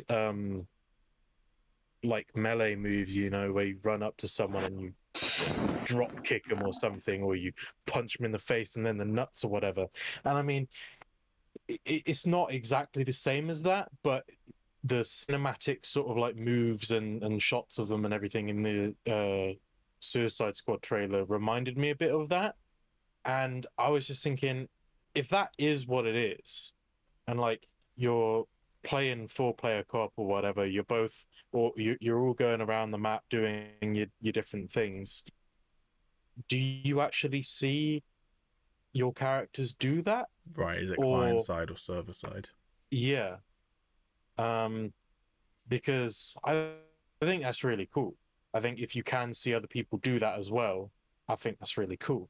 And everything I did see of the gameplay, like being able to fly around and like a lot of the traversal I was mostly interested in, especially because in the first trailer we saw that they first released, it looked like Captain Boomerang had super speed. And now I was pretty excited about that. I know you weren't, Pete, because you're just not really into that idea, but I quite like that idea. Captain Boomerang is, I think, a really fun character, and I've wanted to see a lot more of him ever since the first Suicide Squad movie. And probably you got even your before wish that. in the Suicide Squad, or I can't remember which one the second one's called. Is it the Suicide Squad? The Suicide Squad. Yeah. Yeah, you got your wish in the Suicide Squad. And yeah, probably even before that, because you know I've read the Flash comics and everything. I like Captain Boomerang, so Tell I was kind of me excited. how much you loved Captain Boomerang in the Arrowverse. Not an awful lot. He was in the Arrowverse. I don't even remember that. He's in the first crossover. He appears before that, but he's in the first crossover. Can't even remember. We're going back a while now. It's because he wasn't that great. No. That's why you don't remember him. Yeah, wanted to see more of him, especially because he had the super speed. I thought that was a really fun idea to sort of like bring him up to, you know, standard with all the other characters, because, you know, Harley Quinn's like swinging around like Spider-Man or some shit. I don't really understand that, but I kind of feel like it'd be more fun, like not in a fun way as in terms of playing it, but a funny way if he actually just was a guy with a boomerang and that was his entire gameplay mechanic, and everyone else has like cool traversal methods. He's like, I'll be right there, and he's just like running down a street sort of thing. That would be kind of funny, but it probably wouldn't make that good of a game. So. Yeah, be like Black in Eternals. Yeah. I forgot his name. Yeah, Dane Whitman. Yeah, that's it. Yeah. So it was cool seeing that he actually does have that, and it was cool to, you know, it's a lot more open than I thought it was going to be. At least it looks it to me like it looks like you can sort of just go off around the map and kind of like kill your own shit and just have like a blast just shooting stuff, and I like that really appeals to me, especially recently. I just kind of want to play like more chill games, and I think a game where you just kind of have like fun, crazy sort of like traversal, swinging around, super speed, you know, jetpacks and shit, like just going around blowing everything up and what have you. It just seems really appealing to me. And also it just makes it much better for me, the fact that I know these characters. I think my only gripe with it is my two gripes with it are I don't know how it plays. Like, we got a vision of the gameplay, but I still don't actually know how the 4 different characters play, both on their own and in relation to each other. And I still dislike the fact that it's in the Arkham universe, but not in the Arkham universe at the same time. It's like, that just rubs me the wrong way, man. Like, if it's in the Arkham universe, make it in the Arkham universe. If it's not in the Arkham universe, don't. But yeah, I don't know. I'll probably, let's be honest, I'll probably play it. But yeah, we probably all will. Well, I think Alex and I will probably play it for like until completion. You'll probably play it for like 2 weeks, and then World of Warcraft expansion will come out. So there's probably not much. Well, I Yeah, don't know. so there's not a lot over that, buddy. Yeah. a Rust expansion will come out. That'll add a new hazmat suit. A Rust expansion. I've quit WoW forever. Fair enough. I finally did it. I uninstalled it even. He'll I've be not back. had it uninstalled since I first installed it, pretty much. He'll be back. I won't be. I made a promise. I made a promise He'll that be back. if they were gonna redeem Sylvanas, I was quitting forever, and that's what they're doing. So He'll be sticking back. to my promise. But yeah, I'm really excited for it, and I think another part of it that I was really into was actually seeing King Shark, like being able to sort of go on tops of rooftops and everything, and then like do his like slam move into like the ground all the way down below, and like that's the type of shit I'm here for, you know. So yeah, I'm really excited. There was a new Forspoken gameplay trailer. I don't know what that I is. was going to say, I feel like from your reaction, neither of you two know what Forspoken is. It's a very pretty looking kind of action adventure game where you play a character with magic, but it's also interesting because it seems to be like that kind of classic movie vibe that I don't think I've ever seen in a video game, where it's just, she's a normal girl from our world. I'm pretty sure she's from Detroit, if I remember from one of the story trailers, and she just gets sucked into a fantasy world. And I'm like, this is a premise I've seen a lot in movies. I can't think of any time I've seen it in a video game. The Wizard of Oz. Yeah, kind of thing. Yeah, but it looks very pretty, and like the voice acting that I've seen in the trailers looks really, really good. I just don't know the gameplay. I'm not sure whether it feels kinetic enough for me yet. The magic feels kind of a little bit flat and soft, I think, but I'm interested in it, and I'm excited for it when it comes out. So I recommend giving it a look-see. Warhammer 40,000 Space Marine 2. This was something that no one was fucking expecting. No, Well, it's been like not. 10 years since the last Warhammer 10 game. years. Well, not last Warhammer game, last Space Marine game specifically, but yeah. Henry Cavill's probably happy. Yeah. Yeah, no, I like the look of it. Tyranids are like one of my favorite monsters. Is that the right term? I'm not a massive Warhammer fan. Armies, sure. Like visually, they're fucking awesome. I'm not a massive Warhammer 40,000 fan, but I once went to a Warhammer 40,000 expo with my friend in school, and it was that expo where they announced Dawn of War 2, and I remember watching this trailer with the Tyranids just ripping people apart, and then Space Marines going ham at them, and I was like, I like this sort of thing. And I was like 13, 14 at the time, so like that. So My first box set for Warhammer 40k was the Battle for Macragge, which was Ultramarines versus Tyranids. The classic. Battle for Black Reach, I'm pretty sure was the name of my one. I think that's Black Ravens. It was Ultramarines versus Orcs. Oh, was it? Okay. Yeah. But I might be getting the name wrong. It was something like Battle for Black Reach. I'm gonna Google it now. Sounds right. The Battle for Black Reach. Get in. Fucking. Oh, Assault on Black Reach was actually its name. My bad. But Black Reach was correct. But yeah. So, but I really like the Space Marine game, and I think fighting Tyranids will be fucking cool. So, yeah. You have no opinion, Alex? I have not played the first one. You probably like them. I'd agree. Fun hack and slash with lots of gore, with a decent story set in the Space Marines world. That Space Marines world, Warhammer world. In fact, I may have played it. I have quite a lot of the Warhammer games.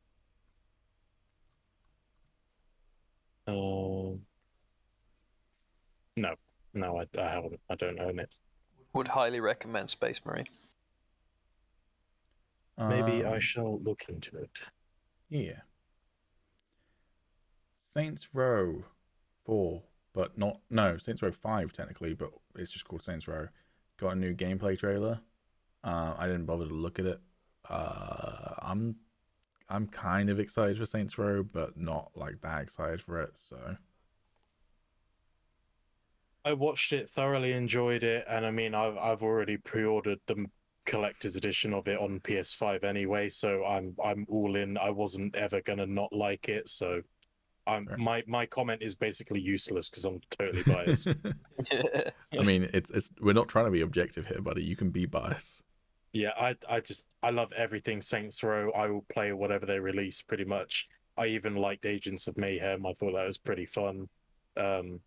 I'm again, as I said earlier, I even prefer the later Saints Rows, just because as a kid I really wanted like a mix between sort of like GTA Destroy All Humans with some superhero stuff in there, and I feel like the sort of latter half of the Saints Row games delivered that to me, and so it kind of like it kind of like hit me where the nostalgia, affects me the most. And yeah, I really enjoyed them, so I'm really looking forward to it.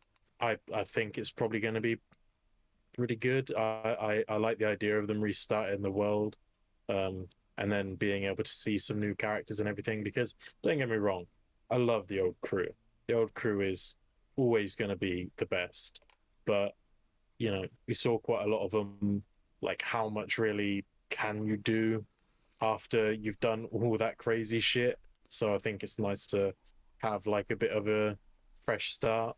And I still feel like, even though it is a completely fresh start and they've said it's a full-blown reboot and that the Saints didn't exist yet in this world, it's them starting the Saints Row, I still feel like there could be room for something like Johnny Gat showing up in the third act and being like, you kids need help, sort of thing, and them just like kind of hand-waving any explanation for it and just being like, don't worry about it, kind of like how I'm pretty sure one of the, I can't remember which one, but I feel like one of the original Ghostbusters showed up in the Ghostbusters 2016 movie, which is its own, like, doesn't Bill Murray appear in that film but not as his character or something?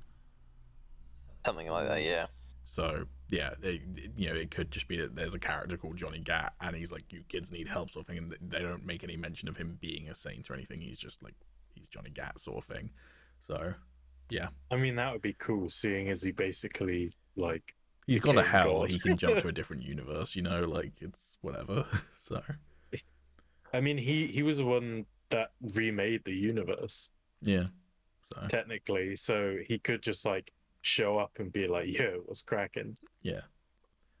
I hate to say this, but there's a new trailer for a new Fall Guys crossover with Nightmare Before Christmas. I wish I could get back into Fall Guys, but I need my boys with me to play Fall Guys, and my boys not interested in Fall Guys. And I know it wouldn't last. I don't know the meta anymore. I don't know all the levels, but when Fall Guys first came out, that was a fucking amazing game. I hope it's still going strong. But I never won a game. I won a couple. Gave up on it. But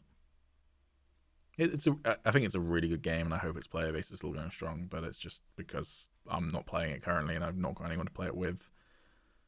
Not that interested in anything it's doing right now, sort of thing. But yeah, wish it the best of luck.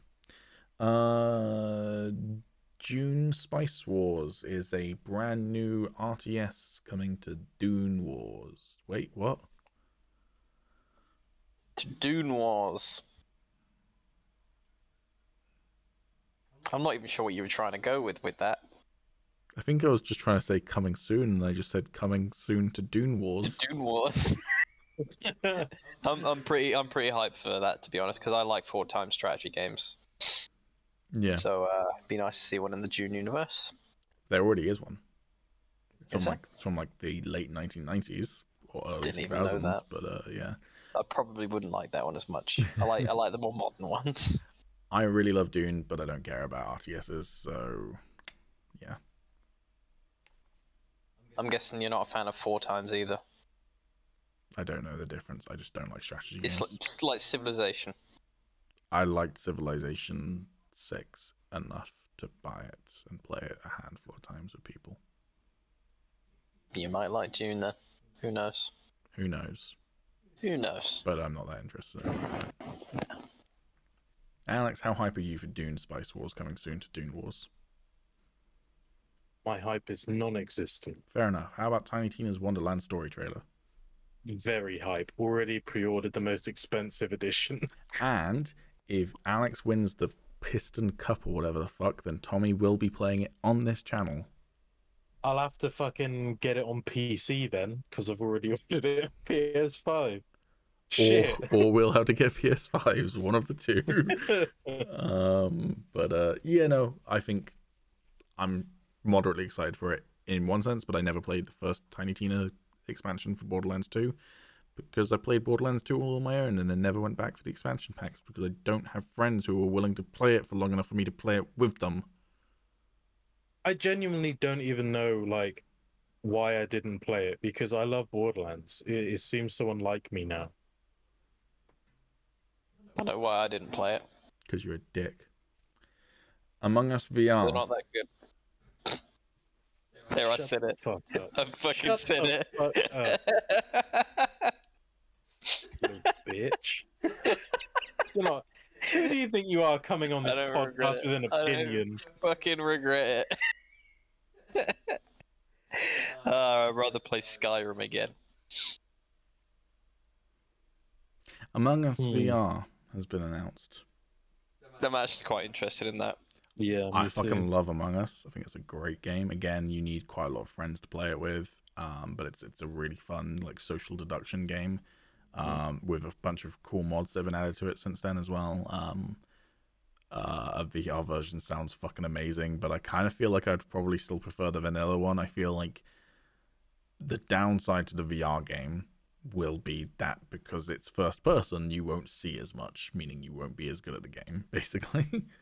See, I only played Among Us for one night, and it was good. It was good fun, but I live for VR social interaction. There's just something hilarious about it. There will be 3 things that will work fucking amazing in the VR, which is, I'm assuming that when you have an emergency meeting, you'll all be around a table in VR and you'll actually be able to go like, I fucking saw you fucking men, you fucking piece of shit, and like be pointing at them, and like your actual Among Us guy will be like pointing at them and aggressively shaking, and that'll be fucking hilarious. So there's that element. There's realizing that someone's done something shady, like you just turn a corner and see someone go through a vent. That's going to be so much cooler in first person. And there's going to be being killed in first person is going to be great, which is what they show in the teaser trailer. But I feel like because of that, people are going to be worse at the game, basically. And so like the social deduction element might get less so because people can't actually see things as clearly because they don't have 360 degrees of vision sort of thing. Also, when people turn off the lights, that's going to be fucking terrifying. You'll be like standing around in a well-lit corridor and suddenly all the lights will go out and you'll be able to see like this far in front of you in VR. Fuck that shit. But no, I think it's a really cool addition. I just hope that doesn't mean that they're not going to keep on supporting the main game. But if they keep on supporting both, then great. That's fucking amazing. I don't really. I mean, I've only played Among Us for a very short amount of time, and it was fine. It was never. I didn't really buy into the hype, but I am interested in the VR game. However, now that I've thought about it, I know what I prefer. I want a Trouble in Terrorist Town VR game. I mean, or already exists. Yeah, I was gonna say, is it Softworks? Is that the name of the game where you can like basically Gary's mod but in VR? Haven't they made a Trouble in Terrorist Town? I played Pavlov. Yeah, that's one as well. But like, is that exactly like Trouble in Terrorist Town? Yeah, pretty much. With all the Gary's mod shit in there. I mean, is it just like the base game, or does it have all of the crazy mods that TTT has nowadays? I haven't played TTT nowadays, but I mean, it felt like Gary's mod, yeah. I think TTT is a great game as well, but TTT, I feel like you have to have a good. Well, I guess this is the same with Among Us, where you have to have a group of people you know. But with TTT, you also have to kind of establish your version of the rules, because some people are like fully against like just randomly killing each other, and other people fucking love that. So like you very much need to establish what sort of version of the game you want to play. Versus Among Us, which is it's always the same basically, but you need basically 10 people. What I hope the VR game version does, because less people have VR as well, is just allows you to just search for a lobby that's looking for players, sort of thing. Have private lobbies as well, but like be able to create a lobby where you say that you're looking for players and have random people join you. Everyone's VR headset will come with a microphone, so there's no reason they can't talk in game. You know, I think that's going to be basically a requirement for it. But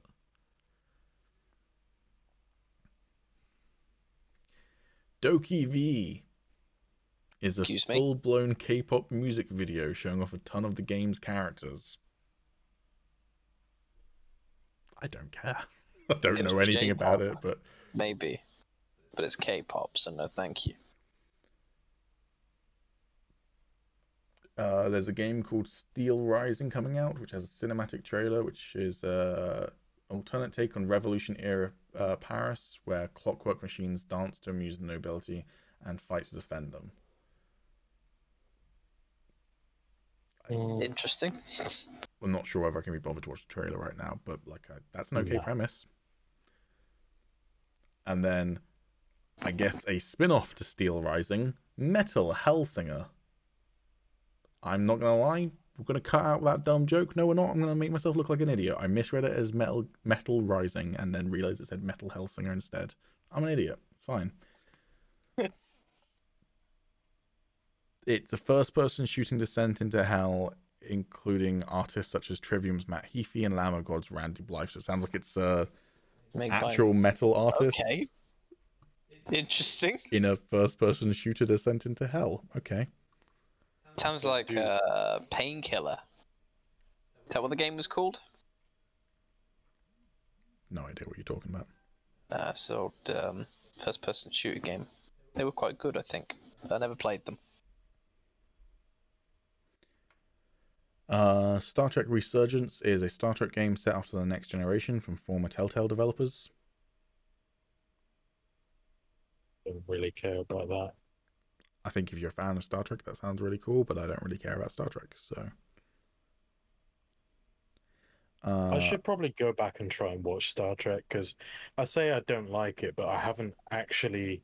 I don't think I've actually seen like a full either film or episode of any of it. I think I probably watched like a little bit of it when I was little and was just like, I prefer Star Wars, and then just never bothered with it again. Like, I feel like I should at least give it a fair go.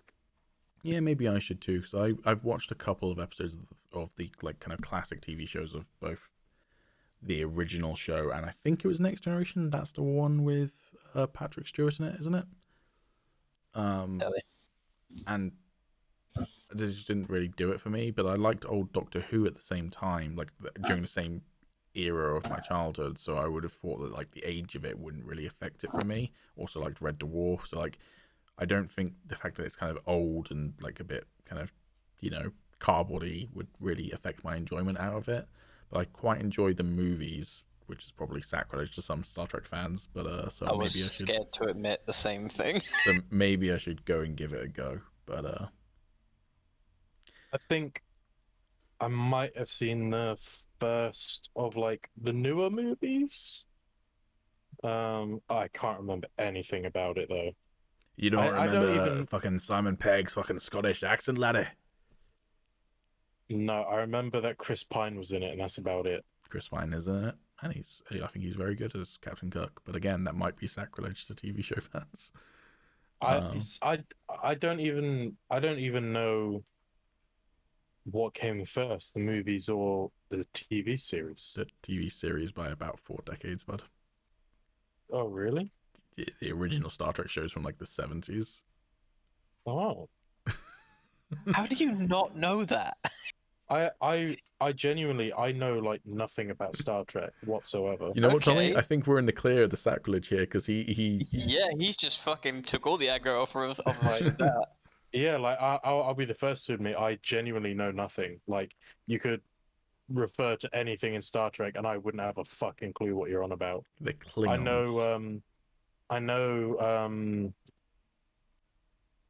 You're lucky you didn't say that at Comic-Con. Fuck. Have you seen? Have you seen Galaxy Quest? No. Tommy, you've seen Galaxy Quest, right? Name rings a bell, but I can't think of what it is off the top of my head. Tim Allen, Sigourney Weaver, Alan Rickman, Star Trek parody. I don't think I have.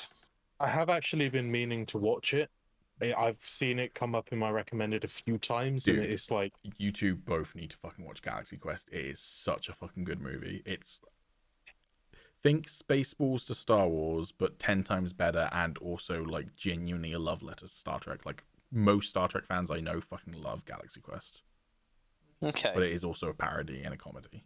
And I mean, it's hard for me to believe that it's better than Spaceballs, but I'm willing to give it a go. The premise of it, if you don't know, is that it's in a world where rather than Star Trek existing, there was a basically identical TV show called Galaxy Quest, and in the present day, the show's been off the air for like 3 decades. All the actors are pretty washed up, and they just go to Comic-Con and other conventions, just dressing up as their character, reciting their lines, signing autographs, and they just all kind of hate their lives for different reasons. And then some aliens contact them who are making themselves look like humans because they've received transmissions of Galaxy's Quest deep in the galaxy and think it's a documentary about a real starship crew, and they want to recruit them to save them from an evil alien force that's trying to kill their planet. That sounds quite good, actually. And Tim Allen's character agrees to do it and ropes everyone into it with them. It's fucking great. It's such a good film. I'd watch that. Cool. Rumbleverse is a 40-player melee-focused battle royale dropping February 8th, 2022. It's free to play, has crossplay and cross-progression. Okay. I am bored of If you announced a 40-player battle royale Gang Beasts, I'd be down. That? Okay, yeah, I'd play that. This is one I'm really excited for, but I don't know whether either of you two will be excited for, but Plague Tale Requiem. I fucking love A Plague Tale Innocence. It's a great little indie... Did catch my attention. Kind of medieval stealth game. It's a little bit fantasy. There is kind of magic in it, but it's pretty low fantasy and set in the real world. And it's just a great kind of story-driven story set during the Black Plague in France. Focus Interactive, isn't it? I believe so. That sounds right, but I'm not 100% sure. That sounds right, though. Yeah. I'm going to Google it, just so that we don't give credit in case we're wrong. But yeah, they announced the sequel last year. I didn't expect it would get a sequel, but I'm fucking down for a sequel. So, yeah. Publisher is Focus Entertainment. But the developer is a studio called Asobo Studio. And Focus Entertainment is obviously part of Focus Interactive. Or vice versa. But yeah, I am very hyped for that game. They did a new kind of in-engine trailer. Looks very cool. Seems to be diving more into the lore of that world, so...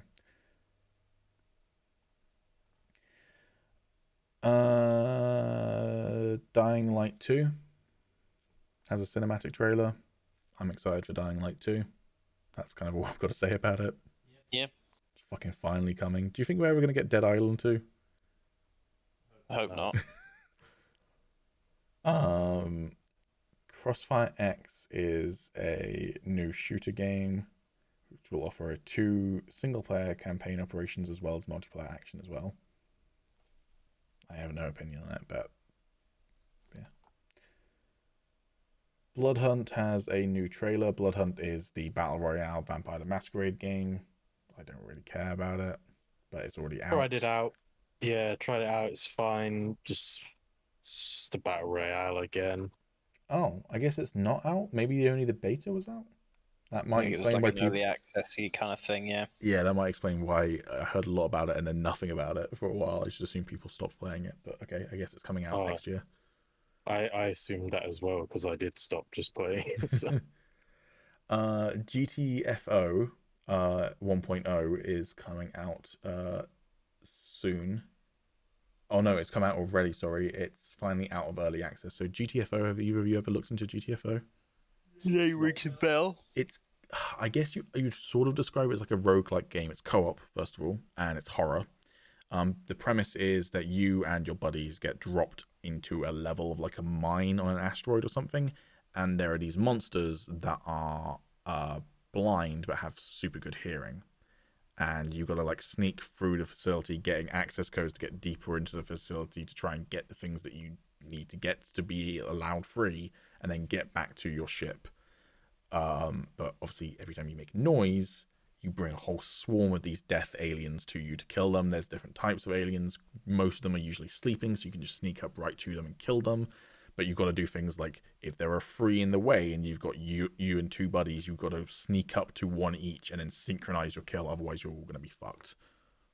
So I've never played it myself. Seen a lot of people play it on stream and whatever. It looks like a lot of fun. So the fact it's finally coming out of early access and is getting new content, cool. I mean, yeah.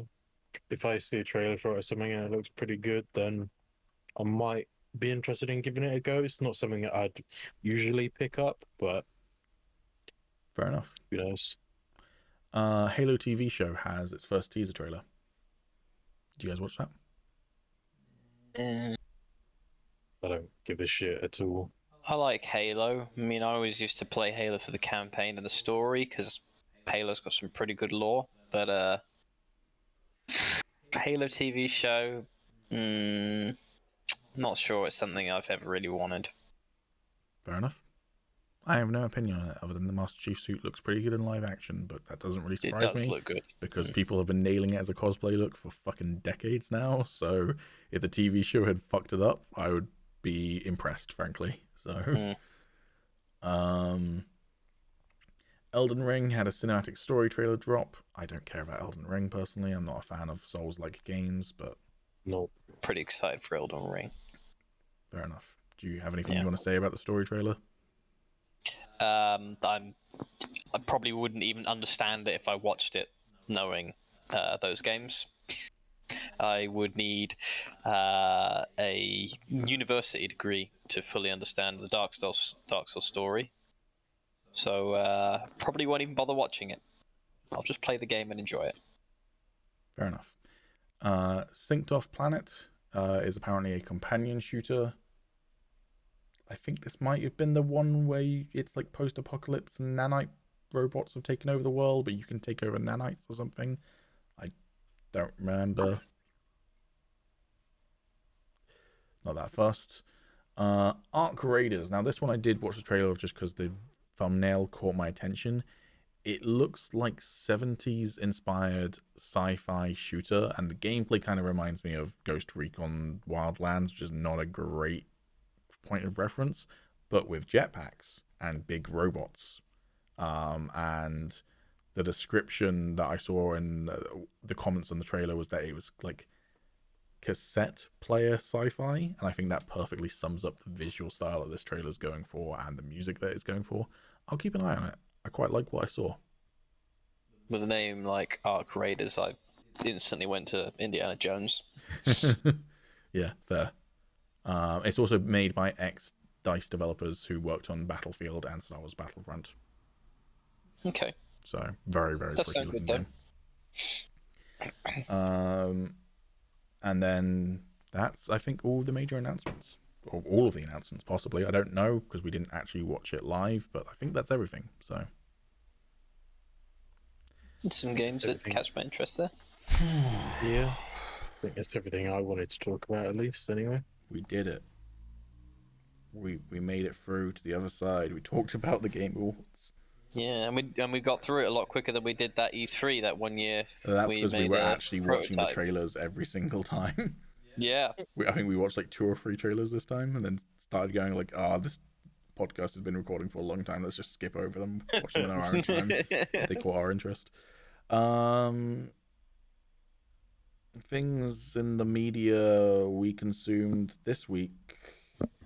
Yes. You said it. Well done, buddy. But I did it the wrong way round, so I can't. Well, yeah, you were close enough.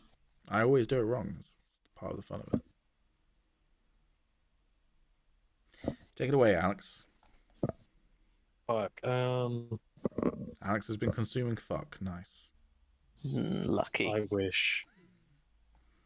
Makes it even better that it says your mum underneath you right now. I genuinely haven't like been playing anything, or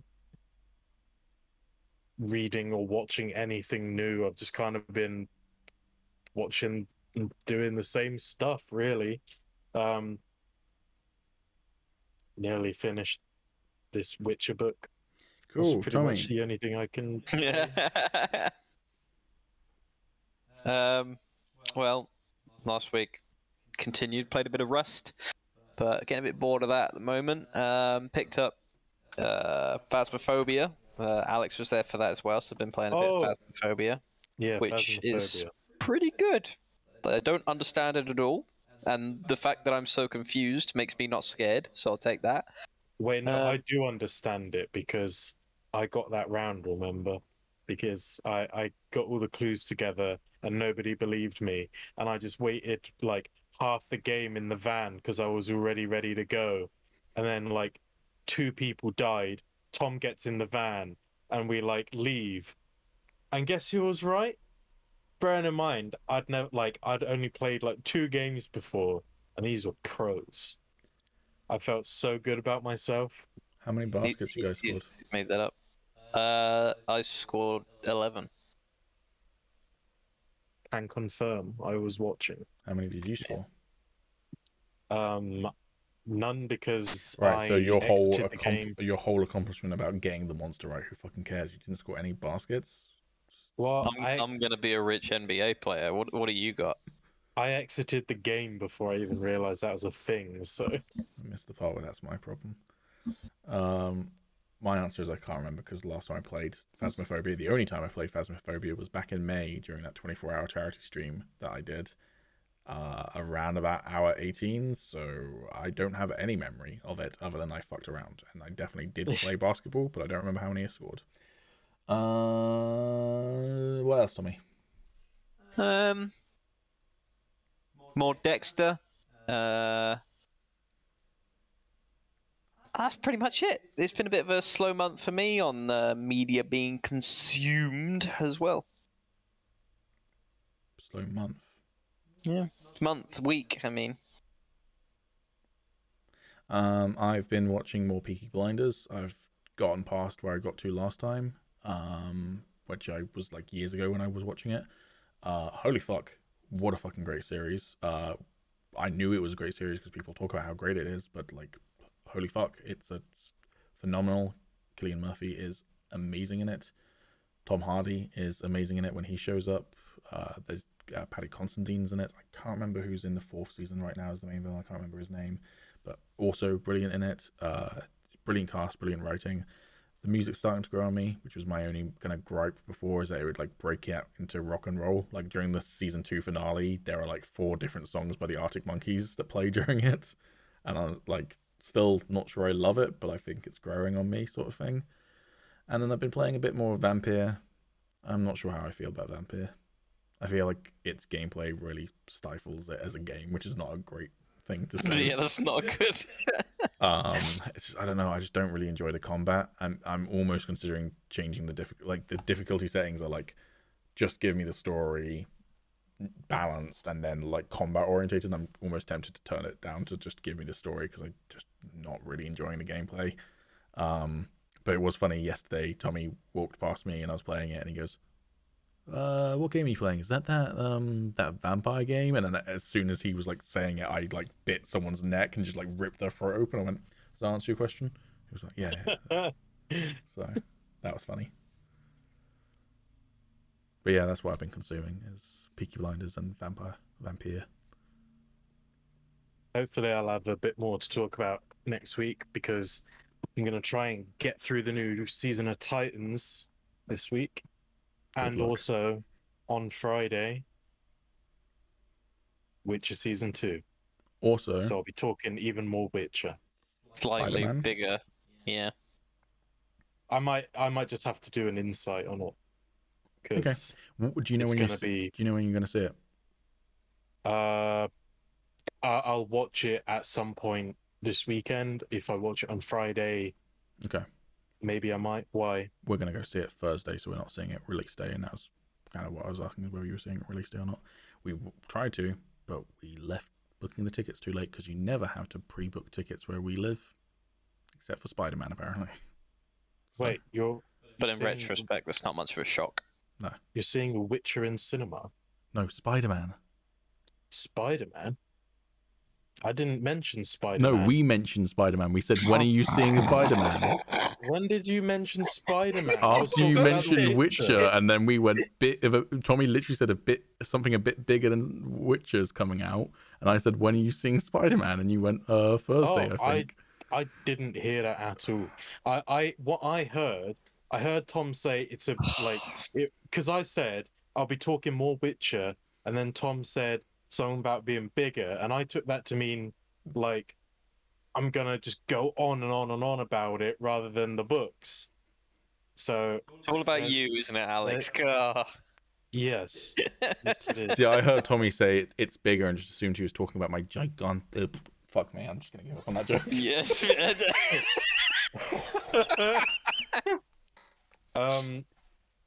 To answer your question, the question that you did actually ask me, and the one that I didn't make up, I'm seeing Spider-Man Wednesday. Okay, so we can probably do a roll for insight Thursday evening once Tommy and I have seen it then. Although you have work presumably on Friday, so it might be a bit late for you, Tommy, but if you're willing to do it, we can do a roll for insight. Probably not on the Thursday. But the Friday night, I could do it. You continue to disappoint me. Gotta be good at something, right? Do the outro then. Disappoint me some more.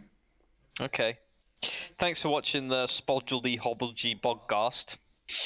It's been a wonderful night with you all. Thank you to my co-hosts, Peter Marsh, Alex Tarbox, and especially me, Tommy Dickinson, the star of the show. Question. How do you know that they're going to be watching this in the evening? Like, we're recording it in the evening, but they can watch it whenever. Because I don't know. Okay, I don't know. Good morning, good afternoon, good night. And that isn't to be safe, because we don't know what time you're watching this. We're saying that because we expect you to be watching it on repeat throughout the whole day. Yeah. Yeah. Although actually maybe not, because we do want you to go and watch all of our other videos as well. That's the point. Hawkeye's dropping on the same day that Spider-Man No Way Home's coming out in the UK. Disney, do you expect us to watch both on the same day? Because we're not going to watch. Of course both they bloody do. Day. We're not fucking addicts, Disney. We can resist. Yes, we are. No, we can't. I will watch both. I mean, I would watch both if I could, but unfortunately, I'm tempted to go see it by myself Wednesday, but basically couldn't find two seats that were decent Wednesday. So Tommy and I are going Thursday, but I might go see it Wednesday by myself. At least then you can talk to like any Americans, you know, and go, I've seen Spider-Man. You haven't. I'm sure you'll have fun with that. I've switched my days around this week so that I actually have Wednesday off just so I can go and see Spider-Man. I have a colleague who booked Friday off because that was going to be the original release day. And then they moved it to Wednesday and she couldn't be bothered to change her day off. But she was like, I'm going to go see it midnight. So as long as I don't have training early in the morning, that's fine. If I don't have to run a training session, I can just be tired. And I went, okay, let me look at your calendar for you. And I went, yeah, you've got a training session Wednesday morning. She went, that's fine. I'm going to see it midnight. And I went, yeah, midnight Wednesday. That means like early morning Wednesday, not early morning Thursday. Like you're going to get home at like 4 a.m. Wednesday and then train 5 hours later. And she went, shit, I need to swap my training session with someone else. So. Roll for insight, Spider-Man No Way Home coming soon. I can finally stop telling Twitter to fuck off with the fucking hashtags. And also the Pix Cup is coming soon.